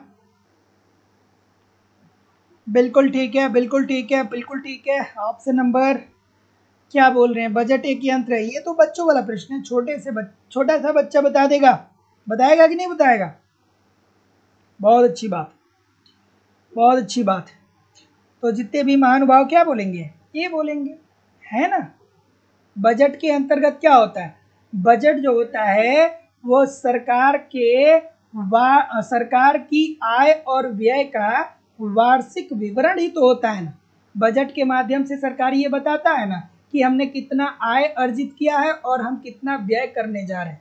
बजट के माध्यम से सरकार बताता है ना कि हम शिक्षा पे इतना पैसा खर्च करने जा रहे हैं, हम स्वास्थ्य पे इतना पैसा खर्च करने जा रहे हैं, हम किसानों के लिए इतना पैसा खर्च करने जा रहे हैं, हम रोजगार के लिए इतना पैसा खर्च करने जा रहे हैं, ठीक है। तो बजट जो होता है वो सरकार के आय और व्यय का वार्षिक वित्तीय विवरण होता है। बजट क्या होता है? सरकार के आय और व्यय का वार्षिक वित्तीय विवरण होता है। और चूंकि राजकोषीय नीति के अंतर्गत सरकार के आय और व्यय की ही बात होती है, तो बजट एक यंत्र होता है राजकोषीय नीति का। तो जितने लोग भी ऑप्शन नंबर क्या बोल रहे हैं, ए बोल रहे हैं, बिल्कुल ठीक बोल रहे हैं। अगला, कि किसने न्यूनतम कराधान का सिद्धांत दिया? न्यूनतम, सभी लोग एक बार वीडियो को लाइक और शेयर जरूर कर दिया करिए। सभी लोग एक बार वीडियो को लाइक और शेयर जरूर कर दिया करिए। बिल्कुल ठीक है, बिल्कुल ठीक है, बिल्कुल ठीक है, बिल्कुल ठीक है। क्या उत्तर आ रहा है भाई? क्या उत्तर आ रहा है? सी बोल रहे हैं, और कोई सी के अलावा? सभी लोग सी बोल रहे हैं। न्यूनतम कराधान किसने कहा? एक बात किसने, किस अर्थशास्त्री ने बोला कि बत्तख के पर को इस प्रकार नोचो कि कम से कम विरोध के साथ चिल्लाए? कमेंट करके बताइएगा मुझे, ठीक है। और अगर जो बात करें दोस्तों न्यूनतम कराधान सिद्धांत की, अगर जो हम लोग बात करें, तो ये जो दिया गया था वो किसके द्वारा दिया गया था? बताइए। सी बोल रहे हैं, डाल्टन के द्वारा बोल रहे हैं, ठीक है, बिल्कुल ठीक है, बिल्कुल ठीक है, बिल्कुल ठीक है। तो जितने लोग भी सी बोल रहे हैं, न्यूनतम कराधान का जो सिद्धांत है वो डाल्टन के द्वारा दिया गया था। लेकिन दोस्तों जेबी से साहब ने भी इनकी बात को माना था। जेबी से साहब ने ही सबसे पहले इस बात को कहा था कि देखिए भैया, आप कर जो है वो कम से कम लगाइए, ठीक है। बाद में चल करके डाल्टन ने भी इसका सपोर्ट किया, उसके बाद इसका सपोर्ट हिग्स ने भी किया। अब देखिए, जो इस प्रकार के प्रश्न बनाए जाते हैं ना, अब इस प्रकार के प्रश्न जो बनाए जाते हैं उसमें बहुत सारी समस्या होती है।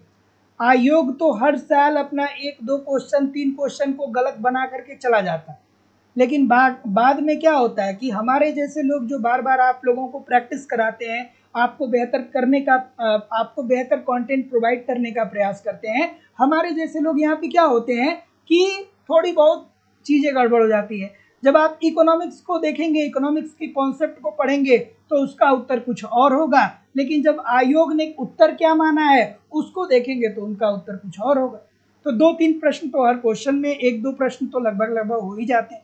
तो इन सारी बातों को आप समझते रहिए, ठीक है। ये इस न्यूनतम कराधान की बात ना सर्वप्रथम जो किया था वो JB साहब ने किया था, और उन्होंने जो अपनी एक पुस्तक लिखी थी पॉलिटिकल इकोनॉमी, उसी पॉलिटिकल इकोनॉमी में उन्होंने ये बात बताई थी कि हमको कर जो है वो कम से कम लगाना चाहिए। बाद में चल के डाल्टन साहब कहते हैं कि हाँ भैया टैक्स जो है वो कम से कम लगाना चाहिए। तो जितने लोग भी ऑप्शन नंबर सी बोल रहे हैं बिल्कुल ठीक बोल रहे हैं। अगला प्रश्न, सर जी एनसीईआरटी इकोनॉमिक्स करा दीजिए। मैं आपको यहाँ पे समुद्र की बात करा रहा हूँ, आप तालाब की बात कर रहे हैं। एक बात मुझे नहीं समझ में आती है, एनसीईआरटी किताब बहुत अच्छी है, जिसमें कोई दो राय नहीं, आपको पढ़ना भी चाहिए, लेकिन क्या आप केवल एनसीईआरटी पढ़ के परीक्षा को क्रैक कर सकते हैं? जैसे बहुत सारे हमारे स्टूडेंट हैं, उनको ये लगता है कि हम खाली एनसीईआरटी पढ़ लेंगे तो हमारा सिलेक्शन हो जाएगा। पूरा किताब एनसीईआरटी का आप पढ़ लीजिएगा, ठीक है, और उसमें से आप अपने स्वविवेक के अनुसार 5000 क्वेश्चनों की श्रृंखला बनाइएगा, आपसे बन नहीं पाएगा, ठीक है। 5000 प्रश्नों 500 क्वेश्चन की श्रृंखला बनाइएगा, आप बना नहीं पाएंगे, और आपके पेपर में पूछा जाएगा 100 से 125 क्वेश्चन जो पूछा जाएगा वो ऑब्जेक्टिव फॉर्म में पूछा जाएगा। मैं आपको यहाँ पे पूरा इकोनॉमिक्स पढ़ा रहा हूँ, कुछ लोग चिल्ला रहे हैं एनसीईआरटी एनसीईआरटी एनसीईआरटी। एनसीईआरटी में क्या है भाई? हाँ चलिए,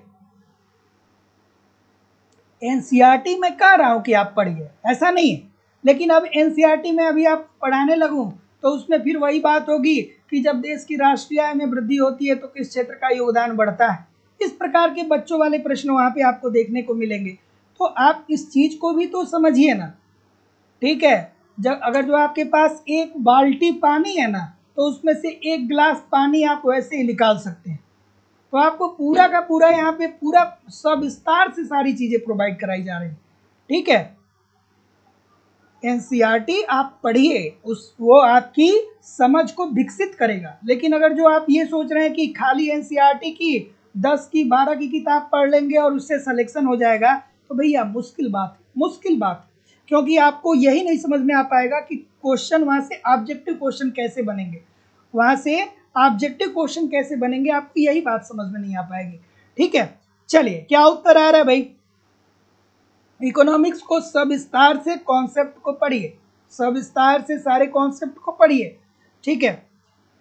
चलिए, कि करों का भुगतान करने की योग्यता के सापेक्ष करारोपण सभी नागरिकों में समान रूप से वितरित होना चाहिए। यह किससे संबंधित है? तो ये संबंधित है दोस्तों, किससे संबंधित है? समता का सिद्धांत, ठीक है। और जो समता का सिद्धांत, समानता का सिद्धांत है, वो क्या कहता है? वो ये कहता है कि भैया जो जितना योग्य है ना उससे आप उतना ही टैक्स वसूल करिए। अगर जो कोई गरीब है तो उससे कम टैक्स वसूल करिए, अमीर है तो उससे ज़्यादा टैक्स वसूल करिए, ठीक है। तो समानता का सिद्धांत। तो जितने लोग भी ऑप्शन नंबर क्या बोल रहे हैं, बी बोल रहे हैं, सभी लोग का उत्तर बिल्कुल ठीक हो जाएगा। अगला प्रश्न, कि पारंपरिक अर्थशास्त्रियों ने सार्वजनिक वित्त हेतु निम्नलिखित में से किसकी वकालत की है? चलिए बताइए भाई। बिल्कुल ठीक है, ठीक है। क्या उत्तर होगा भाई? मैं तो वैसे भी इकोनॉमिक्स का कोई भी यूनिट, कोई भी टॉपिक छोड़ता ही नहीं। अगर जो आप मेरा एक सेशन भी देख रहे हैं ना तो लगभग इकोनॉमिक्स के सारे यूनिट से एक आध क्वेश्चन आते ही आते हैं, है ना। चलिए, क्या उत्तर आ रहा है भाई? बिल्कुल। ऑप्शन नंबर क्या आ रहा है? ऑप्शन नंबर बी बोल रहे हैं सभी लोग, और कोई बी के अलावा? सी भी बोल रहे हैं। पारंपरिक अर्थशास्त्रियों ने सार्वजनिक वित्त हेतु निम्नलिखित में से किसकी वकालत की? तो दोस्तों याद रखिएगा, इजी सी बात है, बच्चों वाली बात है, बहुत बार एग्जाम में आपके पूछा गया है। तो जितने लोग भी सी बोल रहे हैं, क्या ठीक बोल रहे हैं? सभी लोग सी ही बोल रहे हैं। तो जितने लोग भी सी बोल रहे हैं सभी लोग का उत्तर ठीक हो जाएगा, न्यूनतम करारोपण का सिद्धांत। तो जितने भी पारंपरिक अर्थशास्त्री हुए दोस्तों, इन्होंने ये कहा पारंपरिक अर्थशास्त्री में कौन कौन आ जाएगा, जैसे एडम स्मिथ साहब आ जाएंगे, डेविड रिकार्डो साहब आ जाएंगे, ठीक है। लेकिन अब ये भी बात ध्यान में रखिएगा कि इसमें से बहुत सारे ऐसे भी अर्थशास्त्री हैं जो टैक्सेशन के संदर्भ में सिद्धांत नहीं दिए, ठीक है। तो अगर जो आप पीगू की बात करेंगे तो पीगू ने कहा था ना कि भैया टैक्स को हमको क्या करना चाहिए, न्यूनतम रखना चाहिए, मतलब टैक्स जो है वो कम से कम रखना चाहिए। तो जितने लोग भी ऑप्शन नंबर सी बोल रहे हैं सभी लोग का उत्तर बिल्कुल ठीक हो जाएगा। तो जो पारंपरिक अर्थशास्त्री थे उनका ये मानना था कि कर की दर अगर जो कर कम होगी तो ऐसी स्थिति में निवेश, निजी निवेश जो होगा वो क्या हो जाएगा, बढ़ जाएगा। तो जितने लोग भी ऑप्शन नंबर सी बोल रहे हैं ठीक बोल रहे हैं। और जब निजी निवेश में वृद्धि होगी तो देश में उत्पादन बढ़ेगा, उत्पादन बढ़ेगा तो राष्ट्रीय आय में वृद्धि होगी। अगला प्रश्न कि किसने भारत में व्यय कर किसने भारत को व्यय कर शुरू करने का सुझाव दिया था, बच्चों वाली बात, ठीक है। व्यय कर का उदाहरण अगर जो मैं आपसे पूछूं तो इसका उदाहरण कल के सेशन में आया था। अब बताइए व्यय कर आपको कभी भूलेगा क्या? अगर जो आप होटल में रुकते हैं और होटल पे आप पैसा खर्च कर रहे हैं तो क्या होगा, ये व्यय कर जब होटल को आप अगर जो होटल में रुकते हैं और वहाँ पे आप रेंट देते हैं तो वो क्या हो जाएगा, वो क्या हो जाएगा, ये आप व्यय कर रहे हैं उसके उपरांत आपके ऊपर टैक्स लग रहा है। तो दोस्तों ये केल्डार साहब थे, उनका ये कहना था कि लोगों के आय के ऊपर टैक्स ना लगाइए, जब लोगों को आय मिल रहा है तब उनसे टैक्स मत लीजिए, जब लोग व्यय कर रहे हैं ना तब उनसे टैक्स लीजिए, जब लोग होटल में ठहर रहे हैं तब उनसे टैक्स लीजिए, जब लोग शराब खरीद रहे हैं तब उनसे टैक्स लीजिए, जब लोग भोजन पर व्यय कर रहे हैं तब उनसे आप टैक्स लीजिए, ठीक है। तो केल्डार साहब ने कहा था कि हमें जो कर है वो लोगों की आय के आधार पे नहीं लेना चाहिए, लोगों के व्यय के आधार पे कर लेना चाहिए। तो जितने लोग भी ऑप्शन नंबर सी बोल रहे हैं सभी लोग का उत्तर बिल्कुल ठीक हो जाएगा। अगला कि अधिकतम सामाजिक लाभ का नियम किससे संबंधित है, समाज का लाभ अधिकतम कब हो सकता है, क्या उत्तर होगा भाई? बिल्कुल ठीक है, बिल्कुल ठीक है,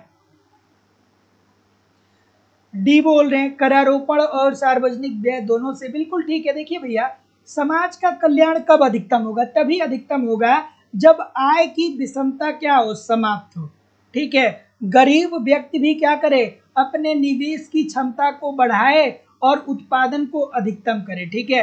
तो ऐसी स्थिति में सरकार जो करारोपण लगाती है अर्थात जो टैक्स लगाती है वो अमीर व्यक्तियों से बहुत ज्यादा मात्रा में अमीर व्यक्तियों पे टैक्स लगता है। और जब ये पैसा, ऐसा नहीं कि गरीब व्यक्ति टैक्स नहीं देता है, गरीब व्यक्ति भी देता है, लेकिन जो अमीर व्यक्ति होते हैं उनसे सरकार को बहुत ज्यादा राजस्व की प्राप्ति होती है। जैसे आप देखते हैं कि कोई सेलिब्रिटी 10 करोड़ रुपए उसने केवल टैक्स दे दिया, किसी ने 15 करोड़ रुपए केवल टैक्स दे दिया, ठीक है।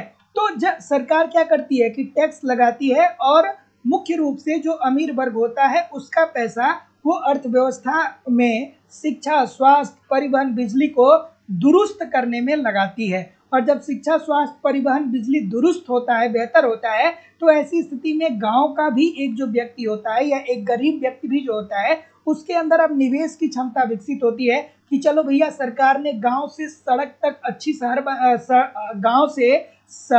गांव से शहर तक अगर जो सरकार ने अच्छी सड़क बना दिया है तो हम अगर जो फूल का भी उत्पादन अपने गांव में करेंगे तो आसानी से शहर में ले जाकर के बेच देंगे। इट मीन्स कि अधिकतम सामाजिक लाभ तभी हो पाएगा जब सरकार कर वसूलेगी और इस पैसे को अर्थव्यवस्था में डालेगी, जिससे क्या होगा कि जो गरीब वर्ग होगा उसका निजी निवेश बढ़ेगा, और जब निजी निवेश बढ़ेगा तो इनके लाभ में वृद्धि होगी, तो लाभ में वृद्धि होगा तो इनके आय में भी वृद्धि होगा, आय में वृद्धि होगा तो आप सभी लोग को पता ही है कि गरीब और अमीर के बीच की जो खाई होगी वो कम होती चली जाएगी और समाज का कल्याण अधिकतम होता चला जाएगा। अगला, अग्र अंतरण कर प्रभावित होता है। एप्लीकेशन पे मैंने आज ही आपको बताया था, ये बात मैंने बताया था कि कर को दो तरीके से शिफ्ट किया जा सकता है, ठीक है। कर को दो तरीके से शिफ्ट किया जा सकता है, एक अग्र अंतरणशील और दूसरा पश्च अंतरणशील, ठीक है। अग्र का मतलब कि कर को आगे बढ़ाया जाता है, ठीक है। एक होता है अग्र अंतरणशील और दूसरा क्या होता है, दूसरा होता है पश्च अंतरणशील कर, ठीक है। तो जैसे हम आपसे ये कहें कि जैसे एक छोटा सा उदाहरण आपको खूबसूरत सा बता रहा हूं, बस आराम से मेरी बात को सुनिएगा, गलती कभी नहीं होगी। जैसे मान लीजिए कि अमूल दूध की जो कंपनी है, इसका पैकेट आता है ना मार्केट में, आप अगर जो ग्रामीण इलाकों से बिलोंग करते होंगे तो हो सकता है कि आपको कभी ज़रूरत नहीं पड़ी होगी, लेकिन जो लोग शहर में रह रहे हैं वो लोग इस बात को जानते हैं, या कोई भी ग्रामीण इलाके में भी आप रह रहे हैं तो कभी ना कभी सुने होंगे या देखे जरूर होंगे। तो अमूल की दूध का पैकेट आता है, ठीक है। तो पहले ये दूध की जो पैकेट आती थी वो 60 रुपये प्रति लीटर मिलती थी, ठीक है। लेकिन अब सरकार ने क्या कर दिया, कहा कि भैया अब हम दूध पे भी टैक्स लगाएंगे, ठीक है। तो अब ये जो अमूल कंपनी है, ये जो प्रति लीटर दूध बेच रही थी 60 रुपया पर लीटर के हिसाब से, ठीक है, 60 रुपया पर लीटर के हिसाब से अमूल कंपनी दूध बेच रही थी। और मान लीजिए सरकार ने जो टैक्स इंक्रीज किया, इस पे उन्होंने, सरकार ने कहा कि अब हम 6 रुपया आप पे और टैक्स लगाएंगे, मतलब 6 रुपया और आपका टैक्स बढ़ेगा। तो ये जो अमूल दूध है ना, इसने क्या कर दिया, इसने ये देखा कि जो हमारे उपभोक्ता हैं ये तो इनकी मजबूरी है कि ये अमूल का दूध इस्तेमाल ही करेंगे। तो ये जो अमूल बनाने वाली जो कंपनी है ना, उसने ये डिसाइड कर लिया कि हम अब कर को आगे बढ़ाएंगे, अर्थात सरकार ने कर किसके ऊपर लगाएगा, अमूल कंपनी के ऊपर लगाया। लेकिन अमूल कंपनी जो पहले 60 रुपया प्रति लीटर के हिसाब से दूध बेच रही थी मार्केट में, अब वो 60 और प्लस 6 रुपया जो गवर्नमेंट ने इसके ऊपर एक्स्ट्रा टैक्स लगाया है, अब वो 66 रुपया में दूध बेचेगी। और ये खरीदेगा कौन, ये खरीदेगा उपभोक्ता, अर्थात जिसको उपभोग करने होगा। तो जब टैक्स को उपभोक्ता के ऊपर डाल दिया जा रहा है तो इसे क्या बोलेंगे, अग्रगामी कर प्रणाली। और पश्चगामी का मतलब क्या होता है कि अगर जो अमूल कंपनी ये कह देता कि भैया वो भी किसानों से दूध ले रही होगी ना, वो भी ग्वालाओं से दूध ले रही होगी ना, तो अगर जो किसानों को वो कह दे कि भैया ग्वालाओं को ये कह दे कि ऐसा करिए कि जो आप पहले हम जिस रेट से आपसे दूध खरीदते थे, अब उतना रेट हम आपको नहीं दे पाएंगे, ठीक है, या मजदूरों को मजदूरी कम कर दे, तो इसका मतलब कि वो कर किसके ऊपर शिफ्ट कर रहा है, पीछे की तरफ, अर्थात पश्चिगामी। तो जितने लोग भी ऑप्शन नंबर ए बोल रहे हैं, सभी लोग का उत्तर यहाँ पे बिल्कुल ठीक हो जाएगा कि खरीदारों को विक्रेताओं से ज्यादा, अर्थात अगर अंतरणशील कर जो होगा वो खरीदारों को विक्रेताओं से ज्यादा प्रभावित करेगा। सब विस्तार से मैंने इस बात को आज ही एप्लीकेशन पे पढ़ाया है। जो लोग एप्लीकेशन पे जुड़े होंगे, मेरी क्लास को देख रहे होंगे, उनको ये बात बहुत अच्छे से पता होगी कि आज ही मैं आपको एप्लीकेशन पे ये बात पढ़ा रहा था कि कर का अपवंचन क्या होता है, कर का विवर्तन क्या होता है, मूल्यानुसार कर क्या होता है, विशिष्ट कर क्या होता है, ठीक है। और उसके बाद मैंने आपको बताया कि अग्रगामी कर क्या होता है, पश्चिगामी कर क्या होता है, कर के प्रकार क्या क्या होते हैं, बहुत सारी चीजें आज मैंने आप लोगों को एप्लीकेशन पे बताई है। तो जो लोग पढ़ रहे होंगे वो लोग इस बात को समझ रहे होंगे, और जो लोग नहीं पढ़ रहे वो आप यथाशीघ्र एडमिशन ले सकते हैं। वहाँ पे जो आपकी क्लासेस छूट जाती हैं वो रिकॉर्डेड फॉर्म में क्लासेस आपको मिल जाती हैं। और मैं आपको जिम्मेदारी और विश्वास से कह रहा हूँ, सबके सामने बोल रहा हूँ, यहाँ पे बहुत सारे लोग ऐसे होंगे जो एप्लीकेशन पे हमारे पढ़ रहे हैं, और मैं आप लोगों के सामने ये बात बोल रहा हूँ कि अगर जो आप एप्लीकेशन पे पढ़ रहे हैं तो निश्चित तौर पे आपका कुछ भी छूटने वाला नहीं है, और आपको सारी चीज़ें बहुत आसान दिखने लग रही होंगी। सबको दिख रहा होगा जो लोग भी ईमानदारी से पढ़ रहे होंगे। अब ये नहीं कि आपने एडमिशन ले लिया और आपने कभी पढ़ा ही नहीं, या 1-2 क्लास पढ़ा और उसके बाद आपने कभी पढ़ा नहीं। जो लोग तल्लीनता से, मेहनत से और ईमानदारी से एप्लीकेशन पे पढ़ रहे हैं वो लोग इस बात को समझ रहे होंगे, ठीक है। चलिए क्या उत्तर होगा भाई, ठीक है, कि करारोपण का निम्नलिखित में से किसके अनुकूल प्रभाव पड़ेगा। तो ऑप्शन नंबर क्या आ रहा है भाई, बिल्कुल ठीक है। तो जितने लोग भी सी बोल रहे हैं कि करारोपण का निम्नलिखित में से किस पे अनुकूल प्रभाव पड़ेगा, तो आय के वितरण में असमानताओं को कम करने पे। जैसा कि मैंने अभी आपको बताया ना कि जब सरकार कर के माध्यम से आय वसूल करती है तो सरकार कर सबसे ज्यादा किससे वसूल करेगी, अमीर वर्ग से वसूल करेगी। और जब अमीर वर्ग से सरकार कर वसूल रही है तो अपने जेब में पैसा रखने के लिए थोड़ी कर वसूल रही है, वो कर को क्या करे, ये जो पैसा का संग्रह कर रहा है सरकार, वो पैसा अर्थव्यवस्था में डालेगा, शिक्षा, स्वास्थ्य, परिवहन, बिजली को सुदृढ़ करेगा। और जब आपके शहर में, आपके गांव में शिक्षा, स्वास्थ्य, परिवहन, बिजली बेहतर होगा तो आपके गांव के लोग या आपके शहर के लोग भी किसी न किसी प्रकार की कुछ न कुछ वस्तुओं का उत्पादन करना प्रारंभ कर देंगे, जिससे अमीर और गरीब के बीच की जो खाई होगी वो कम होने लगेगी। ठीक है, तो जितने लोग भी सी बोल रहे हैं सभी लोग का उत्तर बिल्कुल ठीक हो जाएगा। अगला, ठीक है, क्या उत्तर आ रहा है? ठीक है, क्लास अपलोड हो जाती है 2-4 घंटे का टाइम, जब लाइव क्लास होती है उसके 12 घंटे के अंदर अंदर क्लास अपलोड होती है। तो थोड़ा बहुत आप क्या किया करिए कि थोड़ा बहुत इस बात को समझा करिए। ठीक है, ठीक है कि करारोपण के प्रसारण सिद्धांत किसके द्वारा दिया गया? करारोपण का प्रसारण सिद्धांत क्या है भाई? ये क्या है, कोई मुझे बताएगा?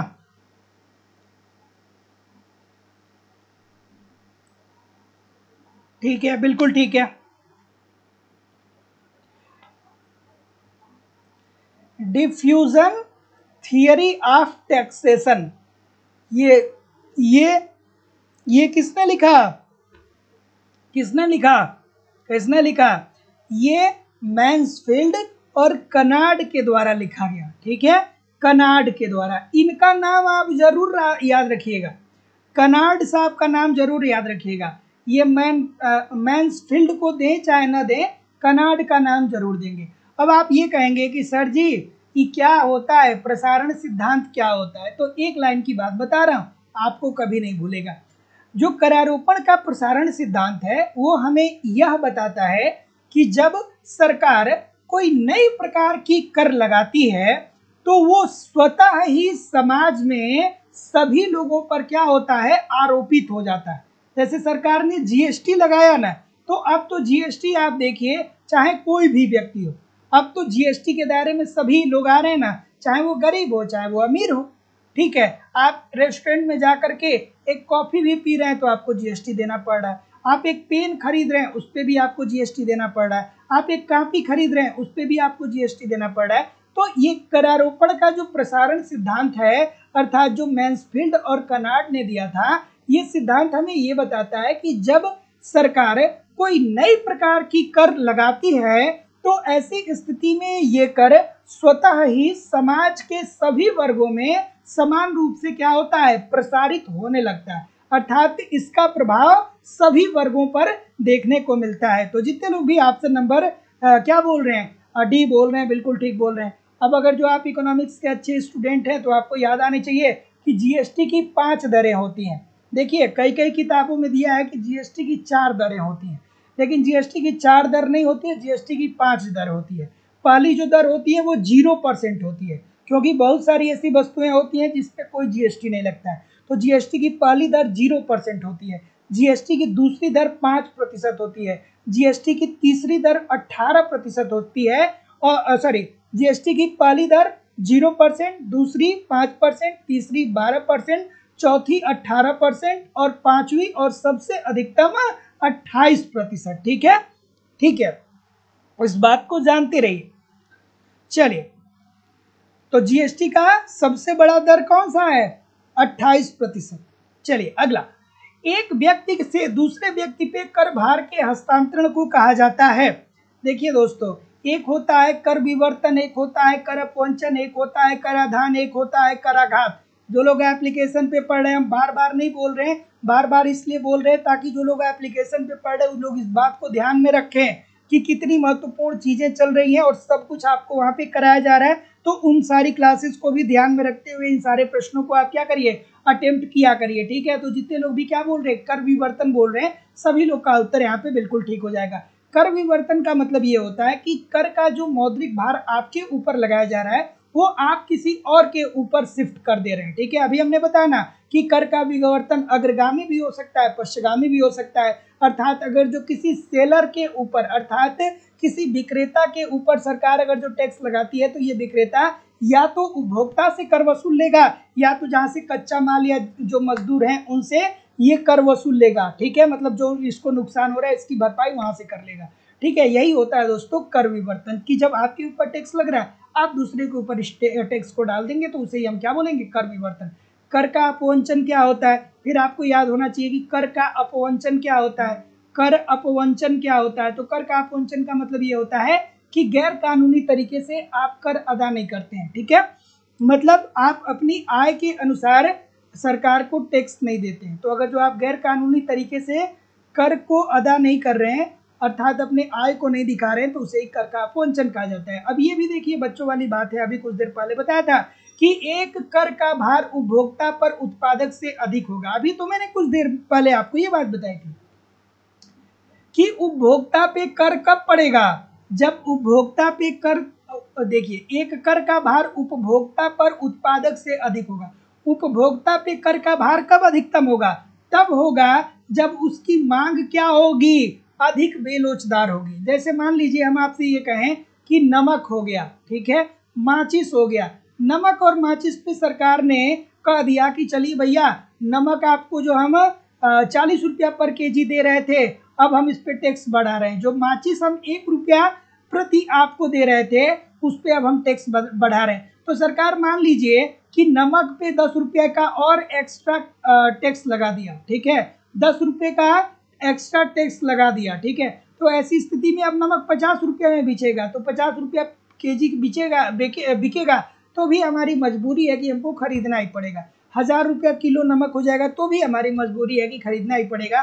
क्यों? क्योंकि नमक के बिना तो सब सुना है, बिना नमक के सब्जी थोड़ी बनेगी भाई। अगला, लाइक और शेयर कर दिया करिए। इतने सारे लोग क्लास देख रहे हैं फिर भी लाइक और शेयर की संख्या बहुत कम है। पहले सभी लोग एक बार वीडियो को लाइक कर दीजिए और फिर शेयर कर दीजिए। पहले सभी लोग एक बार वीडियो को लाइक और शेयर कर दिया करिए। क्या उत्तर आ रहा है भाई? बी, सी और कुछ बता दीजिए मुझे। अब यहाँ पे भी दो बातें आपको याद आनी चाहिए, दो बातें याद आनी चाहिए ना, कि ऊर्ध्व समता का क्या मतलब होता है और क्षैतिज समता का मतलब क्या होता है। क्षैतिज समता, ठीक है। तो करारोपण के संदर्भ में ऊर्ध्व क्षमता और क्षैतिज समता क्या होता है, ठीक है। तो करारोपण के दो दृष्टिकोण प्रचलित हैं, एक है ऊर्ध्व समता और दूसरा है क्षैतिज समता। तो ऊर्ध्व समता का मतलब क्या होता है, ठीक है। तो ऊर्ध्व समता का मतलब ये होता है कि अलग अलग आय समूह के लोगों पे अलग अलग कर लगना चाहिए। जैसे जिसकी इनकम 1 लाख रुपए है, उसके उस पे टैक्स लगेगा 1 लाख रुपए के अनुसार। जिसकी इनकम 1 करोड़ है उसके ऊपर अलग तरीके से टैक्स लगेगा। जिसकी इनकम 10,000 है उसके ऊपर अलग तरीके का, ठीक है। जो 10 लाख कमाता है वो अलग तरीके से टैक्स देगा। तो यही होता है दोस्तों ऊर्ध्व समता। ऊर्ध्व समता का मतलब ये होता है कि अलग अलग आय समूह के लोगों पर अलग अलग कर की दर जब लगाई जाएगी, तो इसी प्रकार को हम क्या बोलेंगे, ऊर्ध्व समता बोलेंगे। और क्षैतिज समता का मतलब क्या होता है कि अलग अलग आय समूह के लोगों पर समान कर लगेगा, ठीक है। जैसे चाहे आप अमीर हैं चाहे आप गरीब हैं, अगर जो आप मूवी देखने जा रहे हैं, थिएटर में मूवी देखने जा रहे हैं, तो जब आप टिकट खरीदेंगे ना, तो गरीब व्यक्ति भी टिकट पे उतना ही टैक्स देगा जितना टिकट पे टैक्स अमीर व्यक्ति देगा, ठीक है। तो ये होता है दोस्तों क्षैतिज समता। तो क्षैतिज समता के अंतर्गत अब आपको याद होना चाहिए कि थोड़ा टेक्निकल भी बनिए ना, थोड़ा सा आप इकोनॉमिक्स के छात्र हैं, टेक्निकल भी बनिए। अब क्षैतिज समता आया तो आपको ये वाला बात याद आ जाना चाहिए कि इसके अंतर्गत क्या होता है, ये किस प्रकार का, ये किस कर प्रणाली का उदाहरण है, ये अनुपातिक कर प्रणाली का उदाहरण है, अनुपातिक कर प्रणाली का उदाहरण है। और अनुपातिक कर प्रणाली के अंतर्गत यहाँ पे क्या होता है, यहाँ पे होता है कर की दर। यहाँ पे क्या होता है, कर की दर होती है। तो एक ही कर की दर निर्धारित होती है और अलग अलग आय के वर्ग, अलग अलग आय वर्ग के लोग होते हैं और वो क्या करते हैं कि एक ही बराबर टैक्स देते हैं। जैसे आप ग्रोसरी स्टोर जाते हैं, बिस्किट खरीदते हैं, चाहे कोई भी वस्तु अगर जो आप खरीद रहे हैं, तो वहाँ पे क्या होता है, वहाँ पे यही तो होता है ना कि आप अमीर हो चाहे गरीब हो, आपको बराबर टैक्स देना पड़ेगा। अगला, बिल्कुल ठीक है, बिल्कुल ठीक है। कौन है भाई? क्या हो गया, क्या हो गया?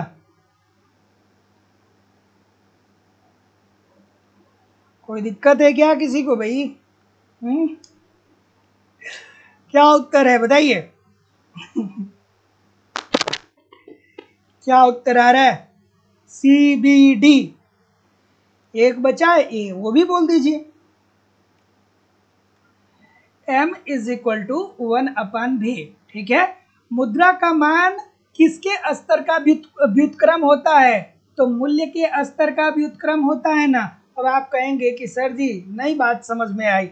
अरे भैया, अगर जो बात करें तो मुद्रा के अगर जो हम लोग ये बात करें कि मुद्रा का जो मान होगा वो किसके व्युत्क्रम का होगा, तो M इज इक्वल टू क्या होता है? 1/V होता है कि नहीं होता है?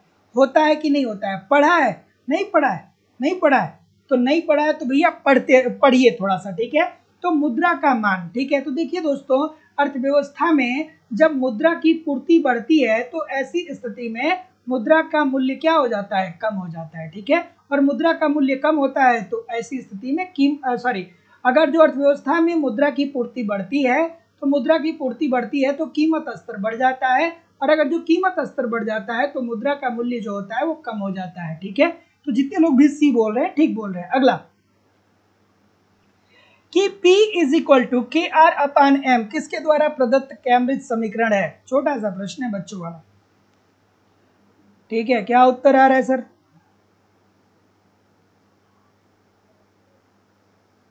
ठीक, क्या उत्तर आ रहा है? ये इजी सी बात है, मुझे नहीं लग रहा है कि यहाँ पे रुकना चाहिए। मैंने बहुत बार बताया, ठीक है, कि P is equal to KR/M जो है ये पीगू साहब का समीकरण है। पीगू का संशोधित समीकरण क्या है? कमेंट करके बताइए। अगला प्रश्न की निम्नलिखित कथनों पे आपको विचार करना है और विचार करके ये बताना है कि सही उत्तर इसमें से कौन सा होगा। ठीक है, चलिए देखिए, पहला इसमें स्टेटमेंट दिया है कि जब एक स्थिति जब लोग सोचते हैं कि वे मुद्रा स्फीति के समय अमीर हो रहे हैं, इसे मुद्रा भ्रम कहा जाता है। तो मुद्रा भ्रम का मतलब क्या होता है? मुद्रा भ्रम का मतलब तो यही होता है ना कि मुद्रा का जो मूल्य होता है वो कम हो चुका होता है। मुद्रा भ्रम का मतलब ये होता है कि अर्थव्यवस्था में जब मुद्रा की पूर्ति बढ़ती है तो जब मुद्रा की पूर्ति बढ़ती है तो ऐसी स्थिति में महंगाई आती है, अर्थात वस्तुओं की कीमतों में वृद्धि होती है, और जब कीमत बढ़ेगा तो मुद्रा का मूल्य क्या हो जाएगा? कम हो जाएगा। ठीक है, जैसे कि आप याद करिए ना, हम लोग बार बार उदाहरण एक देता हूँ कि बचपन में जब आप छोटे होंगे तो आपने 1 रुपये में 4 गोलगप्पे खाए होंगे। ठीक है, अर्थात 10 रुपये में आपने बचपन में 40 गोलगप्पे खाए होंगे। लेकिन वर्तमान समय में अब क्या हो रहा है? अब 10 रुपये में 4 गोलगप्पा मिल जाए वो भी बड़ा मुश्किल है। कहीं कहीं पे तो 3 ठो मिलता है। हमारे इलाहाबाद में एक ठो है, बहुत फेमस है, उसके यहाँ एक बार मैं खाने गया तो कहा भैया 10 का 3 है। ठीक है, तो ऐसी स्थिति में कितने गोलगप्पे का नुकसान हो गया? 37 गोलगप्पे का नुकसान हो गया। 37 गोलगप्पे का आपको नुकसान क्यों हो गया? क्योंकि भैया आज से 20 साल पहले जो था वो इतना ज्यादा अर्थव्यवस्था में मुद्रा नहीं था, इतनी बड़ी अर्थव्यवस्था हमारी नहीं थी। ठीक है, तो ऐसी स्थिति में मुद्रा लोगों के पास नहीं था। लेकिन जैसे जैसे अर्थव्यवस्था में मुद्रा की पूर्ति बढ़ती गई, लोग अपने मांग को बढ़ाते गए, और जब मांग बढ़ने लगेगा और उस अनुसार उत्पादन नहीं बढ़ेगा, पूर्ति नहीं बढ़ेगा, तो कीमतें बढ़ जाएंगी, और जब कीमतें बढ़ जाएंगी तो ऐसी स्थिति में मुद्रा का मूल्य क्या हो जाएगा? कम हो जाएगा। आप जाते हैं ना मार्केट में, एक छोटी सी पन्नी लेकर के जाते हैं और उसमें 500 रुपये का आप सामान लेकर के आते हैं तो कहते हैं कि भैया बड़ा महंगाई आ गया है, क्या किया जाए, कुछ समझ में नहीं आ रहा है। ठीक है, और दूसरा है कि यह माना जाता है कि मुद्रा भ्रम का निम्न स्तर अर्थव्यवस्था को गति देने में लाभदायक होता है। बात ये भी ठीक है। तो मुद्रा भ्रम का मतलब क्या होगा? आप ये नहीं कह सकते हैं कि एक हम थे जब पढ़ रहे थे तो प्राइमरी स्कूल में या सरकारी स्कूल में एक चटाई का मतलब उस टाइम हम लोग क्या बोलते थे, चटाई का बोरा रख के, और हम लोग क्लास 1 क्लास 2 क्लास 3 ऐसे पढ़े। और आजकल के बच्चे हैं वो क्या हो रहा है, उनको कार आ रही है रिसीव करने, कार उनको जा रही है छोड़ने। तो अब के बच्चे बहुत अमीर हैं और हम लोग बहुत गरीब थे, ऐसा नहीं है। थोड़ा सा उस टाइम अर्थव्यवस्था अलग थी, आज अर्थव्यवस्था थोड़ी सी अलग है। और जो मुद्रा भ्रम होता है ना, ये थोड़ा आपको अमीर भी बना देता है। ठीक है, अननेसेसरी रूप से आप पैसा खर्च करने लगते हैं। जब आपको लगता है कि आप अमीर हो रहे हैं ना, तो आप फ्लिपकार्ट खोल लेते हैं, आप अमेजन खोल ले रहे हैं। जब पैसा थोड़ा बहुत आता है तो फ्लिपकार्ट अमेजन खोल करके क्या करते हैं कि कुछ ऑर्डर कर लो, देखते हैं कुछ है क्या ऑर्डर करने लायक। ठीक है, तो जब आप ऑर्डर करते हैं तो उससे क्या होगा? जब आप ऑर्डर करते हैं तो उससे क्या होगा, क्या होगा कि कोई उत्पादन कर रहा होगा, उसके पास पैसा चला जाएगा। तो आप मांग को बढ़ा रहे हैं और पूर्ति भी बढ़ रहा है, तो मांग व पूर्ति सुचारू रूप से आगे बढ़ेगा तो उत्पादकता का स्तर बढ़ेगा, उत्पादकता का स्तर बढ़ेगा तो देश की राष्ट्रीय आय में वृद्धि होगी। ठीक है,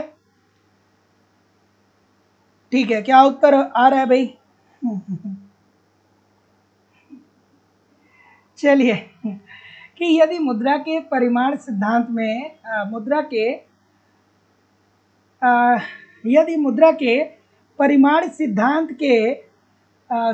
के फीसर के समीकरण में मुद्रा की पूर्ति को 2 गुना कर दी जाए तो कीमत स्तर पे क्या असर पड़ेगा? बच्चों वाली बात है।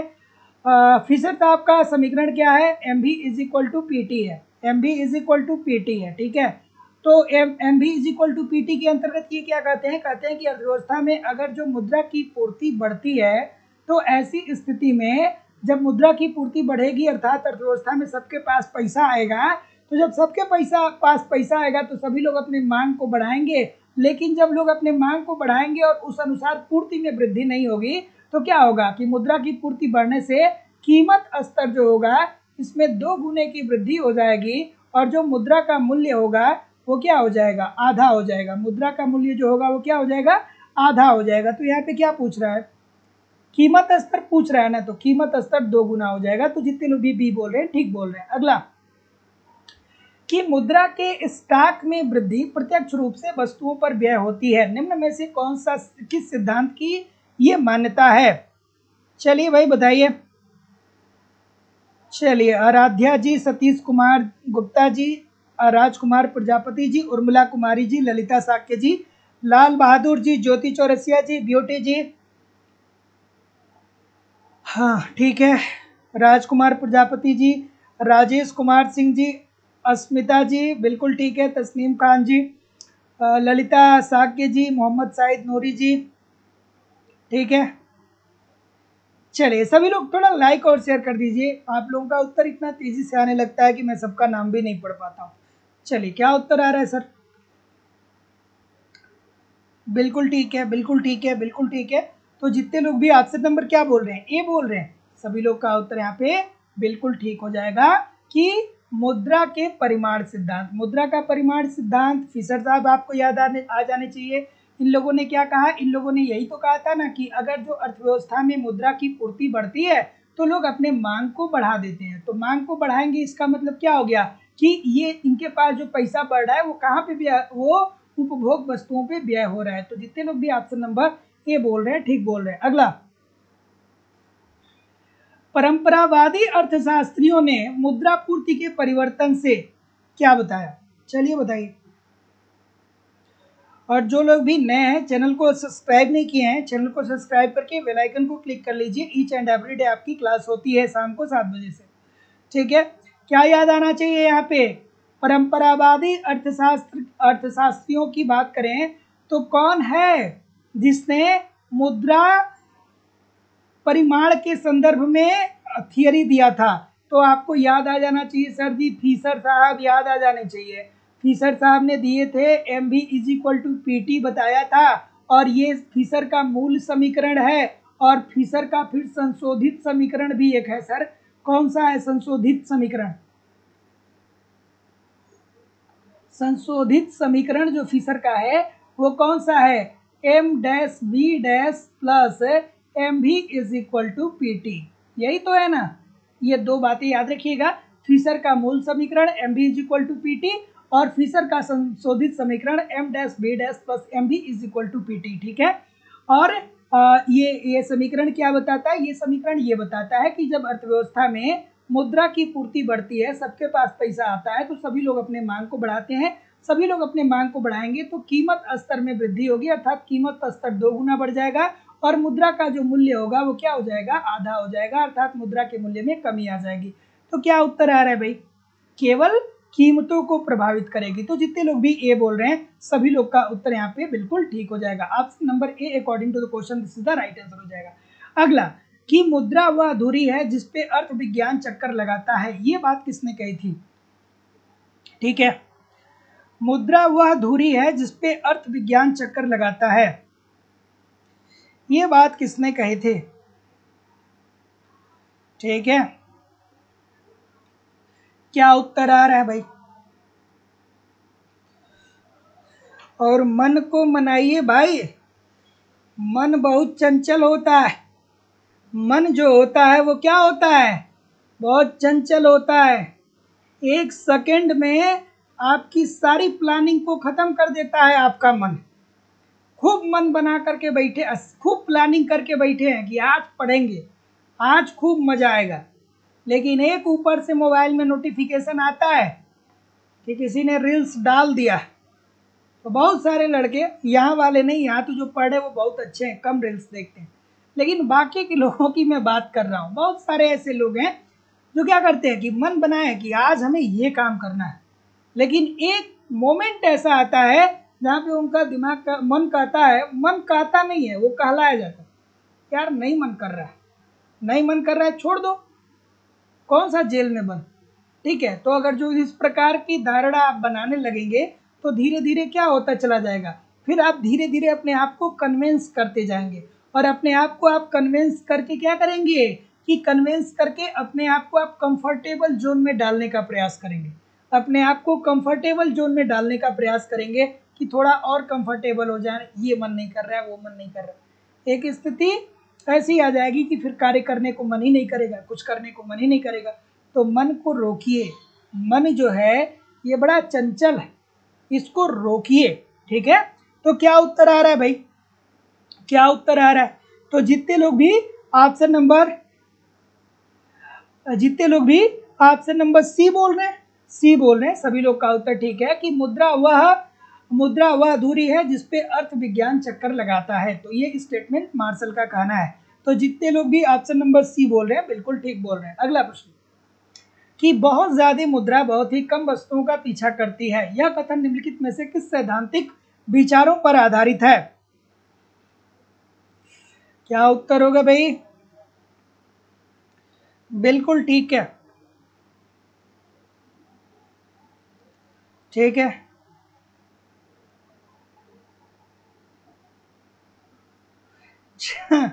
चलिए क्या उत्तर आ रहा है?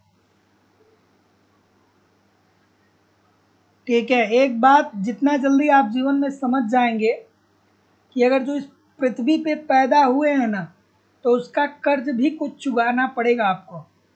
जिंदगी जीना है तो मेहनत करना पड़ेगा आपको। किसी भी व्यक्ति को अगर जो ऐसा ये लगता है, किसी भी व्यक्ति को अगर जो ये लगता है कि बिना मेहनत किए जिंदगी को आसानी से गुजारा जा सकता है, आसानी से क्या, कठिनाई से भी बिना मेहनत किए आप जिंदगी को नहीं गुजार सकते। बिना पैसा कमाए आपके पास पैसा नहीं होगा तो जीवन में क्या होगा? ठीक है, जब जब चीज़ों को टालते चले जाएंगे, टालते चले जाएंगे, अभी माँ बाप हैं साथ दे रहे हैं, कुछ दिन तक भाई बहन होंगे साथ देंगे, एक समय ऐसा आएगा जब आपका कोई साथ देने वाला नहीं होगा। तो वैसी स्थिति में क्या होगा कि आज ठीक से पढ़ेंगे लिखेंगे नहीं, तो वैसी स्थिति में फिर वही बात होगी कि चलो भाई केतली की एक व्यवस्था कर लो, एक मेज की व्यवस्था कर लो, एक गैस लगा लो, कम से कम चाय बेच लिया जाए। तो जो आप सोचते हैं कि आज बहुत छोटा काम है, वो आने वाले समय में आपके लिए बड़ा काम दिखने लगेगा। तो अगर जो आज आप मेंटली रूप से प्रिपेयर रहेंगे, आज अपने आप को आप तैयार रखेंगे, आज मेहनत कर लेंगे, तो फ्यूचर बहुत ब्राइट है। लेकिन अगर जो आज इधर उधर की चीज़ें हो जाएंगी तो फिर आगे बहुत सारी समस्या है। क्या उत्तर आ रहा है सर, बताइए। तो जितने लोग भी सी बोल रहे हैं, मुद्रा परिमाण का सिद्धांत जो किसने दिया था? फिशर ने दिया था। फिशर ने क्या बोला था? फिशर ने दिया था MB is equal to PT। क्या बोला था कि जब मुद्रा की पूर्ति बढ़ती है तो कीमत स्तर में दोगुने की वृद्धि और मुद्रा के मूल्य में आधे की कमी होती है। अगला कि अभिकथन दिया गया है और तर्क दिया गया है। अभिकथन दिया गया है कि फ्रीडमैन मुद्रा को विलासिता की वस्तु मानता है, और तर्क दिया गया है कि यह विनिमय के माध्यम के रूप में कार्य करता है। चलिए क्या उत्तर आ रहा है? और जिसको भी लगता है कि जिंदगी में वो बहुत मेहनत करता है, बहुत कठिन परिश्रम कर रहा है, वो कम से कम अपने माँ बाप के कार्यों को देख ले। जितना कार्य, मतलब 90-95% केस में ये बात सही है कि जितना कार्य आपके पेरेंट्स करते हैं, जितना हार्डवर्क वो करते हैं, उतना हार्डवर्क शायद बच्चे नहीं कर पाते। ठीक है, पेरेंट्स को अगर जो आप देखेंगे ना, तो दुनिया का सबसे बड़ा मोटिवेशन वहीं से निकल के आएगा। ठीक है, अपने पिताजी को देखेंगे कि कितना हार्डवर्क कर रहे हैं, अवस्था इतनी ज़्यादा हो गई है फिर भी वो काम कर रहे हैं। माता जी हैं, उनकी अवस्था इतनी हो गई है फिर भी वो काम कर रही हैं। तो माता पिता से बड़ा मोटिवेशन तो दुनिया में कोई हो ही नहीं सकता है। बहुत सारे लोग कहते हैं सर जी मोटिवेट कहाँ से हो, मोटिवेट कहाँ से हो, मोटिवेशन ही नहीं है। अरे भाई दुनिया से क्या मोटिवेट होना है, अपने पेरेंट्स को देखिए ना कि वो परिवार को कितना कैसे चला रहे हैं, क्या क्या सेक्रीफाई कर रहे हैं, कितनी सारी चीज़ों को वो मैनेज कर रहे हैं, एक अवस्था होने के बावजूद भी वो काम कर रहे हैं, लगातार परिश्रम कर रहे हैं। तो अगर जो जितना वो काम कर रहे हैं ना उतना काम आज अगर जो आप कर लेंगे ना तो आप भी जिंदगी में सफल हो जाएंगे। चलिए क्या उत्तर आ रहा है भाई कि फ्रीडमैन मुद्रा को विलासिता की वस्तु मानता है और ये विनिमय के माध्यम के रूप में कार्य करता है। तो जितने लोग भी यहाँ पे ऑप्शन नंबर क्या बोल रहे हैं, बी बोल रहे हैं, सभी लोग का उत्तर यहाँ पे बिल्कुल ठीक हो जाएगा कि फ्रीडमैन साहब ये कहते हैं कि देखिए अगर जो आपके पास पैसा है तो आप लग्जरी वस्तुओं को परचेज कर सकते हैं, खरीद सकते हैं, और जाहिर सी बात है। और यह विनिमय के माध्यम के रूप में कार्य करता है। आपके पास पैसा है, जाइए फॉर्च्यूनर खरीद लीजिए, विलासिता की वस्तु हो गई। आपके पास पैसा है, जाइए एयर कंडीशन खरीद लीजिए, विलासिता की वस्तु हो गई। आपके पास पैसा है, जाइए रेडियो खरीद लीजिए, विलासिता की वस्तु हो गई। आपके पास पैसा है, जाइए आप टेलीविजन खरीद लीजिए, विलासिता की वस्तु हो गई। बिल्कुल ठीक है। तो जितने लोग भी ऑप्शन नंबर क्या बोल रहे हैं, बी बोल रहे हैं, सभी लोग का उत्तर ठीक है। ए और आर बिल्कुल ठीक है, और आर ए का, ए और आर, एक सेकेंड रुक जाइएगा, क्या बोल रहे हैं, बी बोल रहे हैं ना, बी बोल रहे हैं ना। तो ए और आर दोनों सही हैं और आर ए की सही व्याख्या नहीं कर रहा है। यह मुद्रा जो है ये विनिमय के माध्यम के रूप में कार्य करती है, ये एक अलग बात होती है।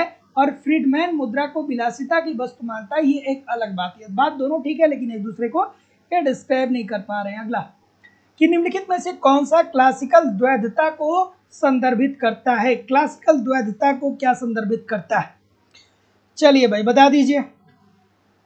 बिल्कुल ठीक है, बिल्कुल ठीक है, बिल्कुल ठीक है, बिल्कुल ठीक है। तो जैसा कि मैं देख पा रहा हूं ऑप्शन नंबर आप क्या बोल रहे हैं, बी बोल रहे हैं, डी बोल रहे हैं, चलिए ठीक है। जितने भी डी बोलेंगे सब गलत बोलेंगे, डी वाले जितने होंगे सब गलत होंगे। ये क्लासिकल अर्थशास्त्रियों के संदर्भ में जब आप क्लासिकल द्वैधता का सिद्धांत पढ़ेंगे, क्लासिकल द्वैधता को जब आप पढ़ेंगे तो उन लोगों का क्या कहना था, उन लोगों को यही उन लोगों का यही तो कहना था ना कि जो मुद्रा का प्रवाह होगा वो वास्तविक चरों जैसे रोजगार और उत्पादन पर नहीं परंतु कीमत स्तर पे होगा। अर्थात जो मुद्रा का प्रवाह होगा उसके कारण कीमत स्तर प्रभावित होगी, रोजगार और उत्पादन पे कोई असर देखने को नहीं मिलेगा। तो जितने लोग भी ऑप्शन नंबर बी बोलेंगे सभी लोग का उत्तर ठीक होगा, और डी वाले जितने बोलेंगे सब गलत बोलेंगे। ठीक है, अगला कोई भी प्रश्न नहीं है, कहीं भी जाइएगा नहीं, कमेंट करके बताइए कि कितने प्रतिशत प्रश्न आपके सही हुए। और दोस्तों लाइव स्टडी इलाहाबाद के मोबाइल एप्लीकेशन पे आपकी इकोनॉमिक्स की दूसरी क्लास चल रही है, जहाँ पे इकोनॉमिक्स के अलग अलग बैच चलाए जा रहे हैं, जहाँ पे इकोनॉमिक्स के अलग अलग बैच चलाए जा रहे हैं और एक रणनीति के माध्यम से इकोनॉमिक्स के सारे कंटेंट आपको प्रोवाइड किए जा रहे हैं। सभी बैचेस में आपके सिलेबस के अनुसार इकोनॉमिक्स के सभी कॉन्सेप्ट सिंपल सटीक साधारण भाषा में पढ़ाए जा रहे हैं। इसकी लाइव क्लास होती है, इनकेस लाइव क्लास में नहीं जुड़ पाएंगे तो बाद में आपको रिकॉर्डेड क्लास भी मिल जाएगा। ठीक है, आप अपने समय के अनुसार क्लास को देख सकते हैं। साथ ही साथ कंप्लीट आपको यहाँ पे इकोनॉमिक्स के नोट्स भी दिए जा रहे हैं ताकि आप एक बार कॉन्सेप्ट को पढ़ते रहिए, दूसरी तरफ आप नोट्स के माध्यम से अपना रिवीजन करते रहिए ताकि कुछ भी आपको भूले नहीं। इसके अतिरिक्त आपको टेस्ट सीरीज दिया जा रहा है ताकि आप टेस्ट दीजिए, इस बात को समझिए कि इकोनॉमिक्स में कहाँ के प्रश्न गलत हो रहे हैं। क्या भारतीय अर्थव्यवस्था, मुद्रा एवं बैंकिंग, अंतर्राष्ट्रीय व्यापार, समष्टि अर्थशास्त्र, व्यष्टि अर्थशास्त्र, जहाँ के भी प्रश्न गलत हो रहे हैं उन प्रश्नों उनके कॉन्सेप्ट को पढ़िए, फिर अगला टेस्ट दीजिए और अगले टेस्ट में सेम टॉपिक का प्रश्न गलत नहीं होना चाहिए, जिससे आपकी एक्यूरेसी बेहतर होगी। प्रीवियस ईयर के क्वेश्चन पेपर दिए जा रहे हैं, डायरेक्टली इनडायरेक्टली बहुत सारे क्वेश्चन प्रीवियस ईयर से पूछे जाते हैं और करंट की भी क्लासेस मेरे द्वारा आपको करवाई जाती है। मतलब सब कुछ कवर कराना हमारी जिम्मेदारी है। बस आप ईमानदारी से एप्लीकेशन पे पढ़ते रहिए, यूट्यूब पे प्रैक्टिस करते रहिए, कुछ भी इधर उधर से कलेक्ट करने की जरूरत नहीं पड़ेगी। कोर्स की वैलिडिटी की बात करें तो कोर्स की वैलिडिटी जो है वो लाइफ टाइम है। इट मीन्स अगर जो आप एक बार एडमिशन लेते हैं तो वर्तमान परीक्षा के लिए तो आप पढ़ ही सकते हैं, साथ ही साथ में जब भी कोई नई वैकेंसी आती है और उसके लिए जब भी कोई नया बैच प्रारंभ होगा तो आपको वहाँ उस बैच में ऑटोमेटिक ऐड कर दिया जाएगा, आपको अलग से फीस पेमेंट करने की जरूरत नहीं होगी। एडमिशन की फीस लाइफ टाइम की वैलिडिटी के साथ केवल और केवल 2000 रुपये है। तो गूगल पे, फोन पे या पेटीएम के माध्यम से आपको अपनी फीस इस नंबर पे पेमेंट करनी होगी और इसका स्क्रीनशॉट आपको इसी व्हाट्सएप नंबर पे सेंड करना होगा। किसी भी प्रकार की इंक्वायरी के लिए इस नंबर पे कॉल या व्हाट्सएप मैसेज कर सकते हैं। डिस्क्रिप्शन बॉक्स में जाइए, एप्लीकेशन का लिंक दिया गया, एप्लीकेशन को डाउनलोड कर लीजिए और वहाँ से डायरेक्ट भी कोर्स को परचेज कर सकते हैं। सभी बैचेज उपलब्ध हैं, चाहे उत्तर प्रदेश की बात करें, बिहार की बात करें, यूजीसी नेट की बात करें, झारखंड की बात करें, उत्तराखंड की बात करें या मध्य प्रदेश की बात करें। हर जगह की क्लासेज आपको उपलब्ध है और हर जगह के सिलेबस के अनुसार ही सारे कॉन्सेप्ट पढ़ाए जा रहे हैं। So thank you very much everybody. मिलते हैं नेक्स्ट क्लास में। जाते जाते वीडियो को लाइक कर दीजिए, शेयर कर दीजिए। तब तक के लिए दोस्तों आप पढ़ते रहिए, आगे बढ़ते रहिए। ठीक है, किसी को कोई दिक्कत?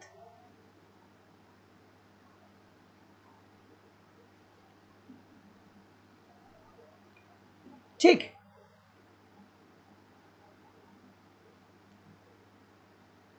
ठीक है। So thank you very much everybody. पढ़ते रहिए, आगे बढ़ते रहिए। मिलते हैं हम लोग नेक्स्ट क्लास में। ठीक, क्या कोई कम?